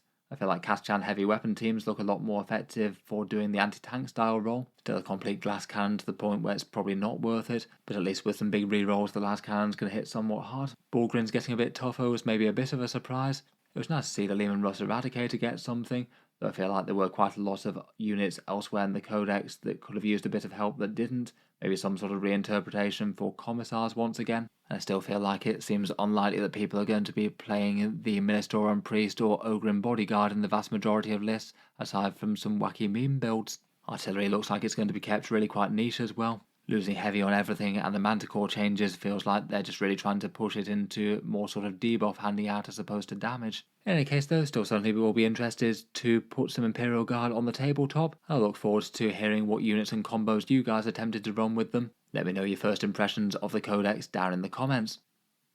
Finally, I'll just cycle back briefly to the video sponsor in Titan's Terrain. As mentioned earlier in the video, one solution for some pop-up terrain to make a gaming board full of 40k terrain.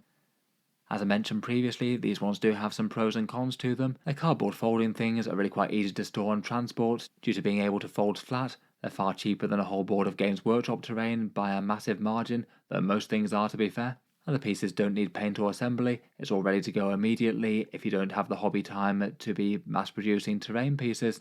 Doing things a bit differently, they do have some downsides though. They tend to be a bit less sturdy and hard wearing versus plastic or MDF, given that it's cardboard and needs to be designed to fold flat. You might also have a bit of trouble putting miniatures in the top floor of buildings as well. The grid layout can lead to some firing lanes when playing 40k. It might need just like 1 or 2 extra walls or something to break them up. They can have a little bit of flexibility by rotating the tiles. It wouldn't really make tournament approved layouts if that's what you're going for, but in general I've had some good anecdotes about people using it for casual games of 40k.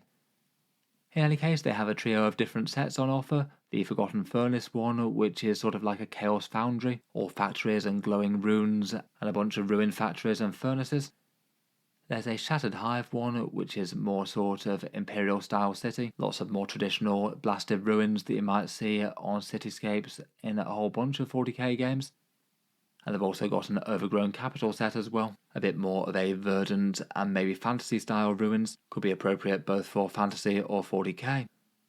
All of those also come with a great big centerpiece option as well, putting 2 tiles together to make one extra big building, a cathedral style thing for the city or the capital, or a big infernal spire for the foundry. In any case, a massive thank you to them for sponsoring this one, and I'll leave a link to the Titan's Terrain down in the video description. In any case though, that's the end of this rather epic recording session. Looking forward to hearing your thoughts on the Guard Codex down in the comments. Feel free to subscribe to Auspex Tactics if you'd like to see more like this. I'll certainly aim to do a few more Guard videos over the next few days or so, and take a look at a few more units from the Codex and what their role might be now. Check out the channel's Patreon page and the affiliate discount links in the video description if you'd like to help support. It does help keep the videos coming, but otherwise just an absolutely enormous thank you for listening, and I'll hope to see you guys next time.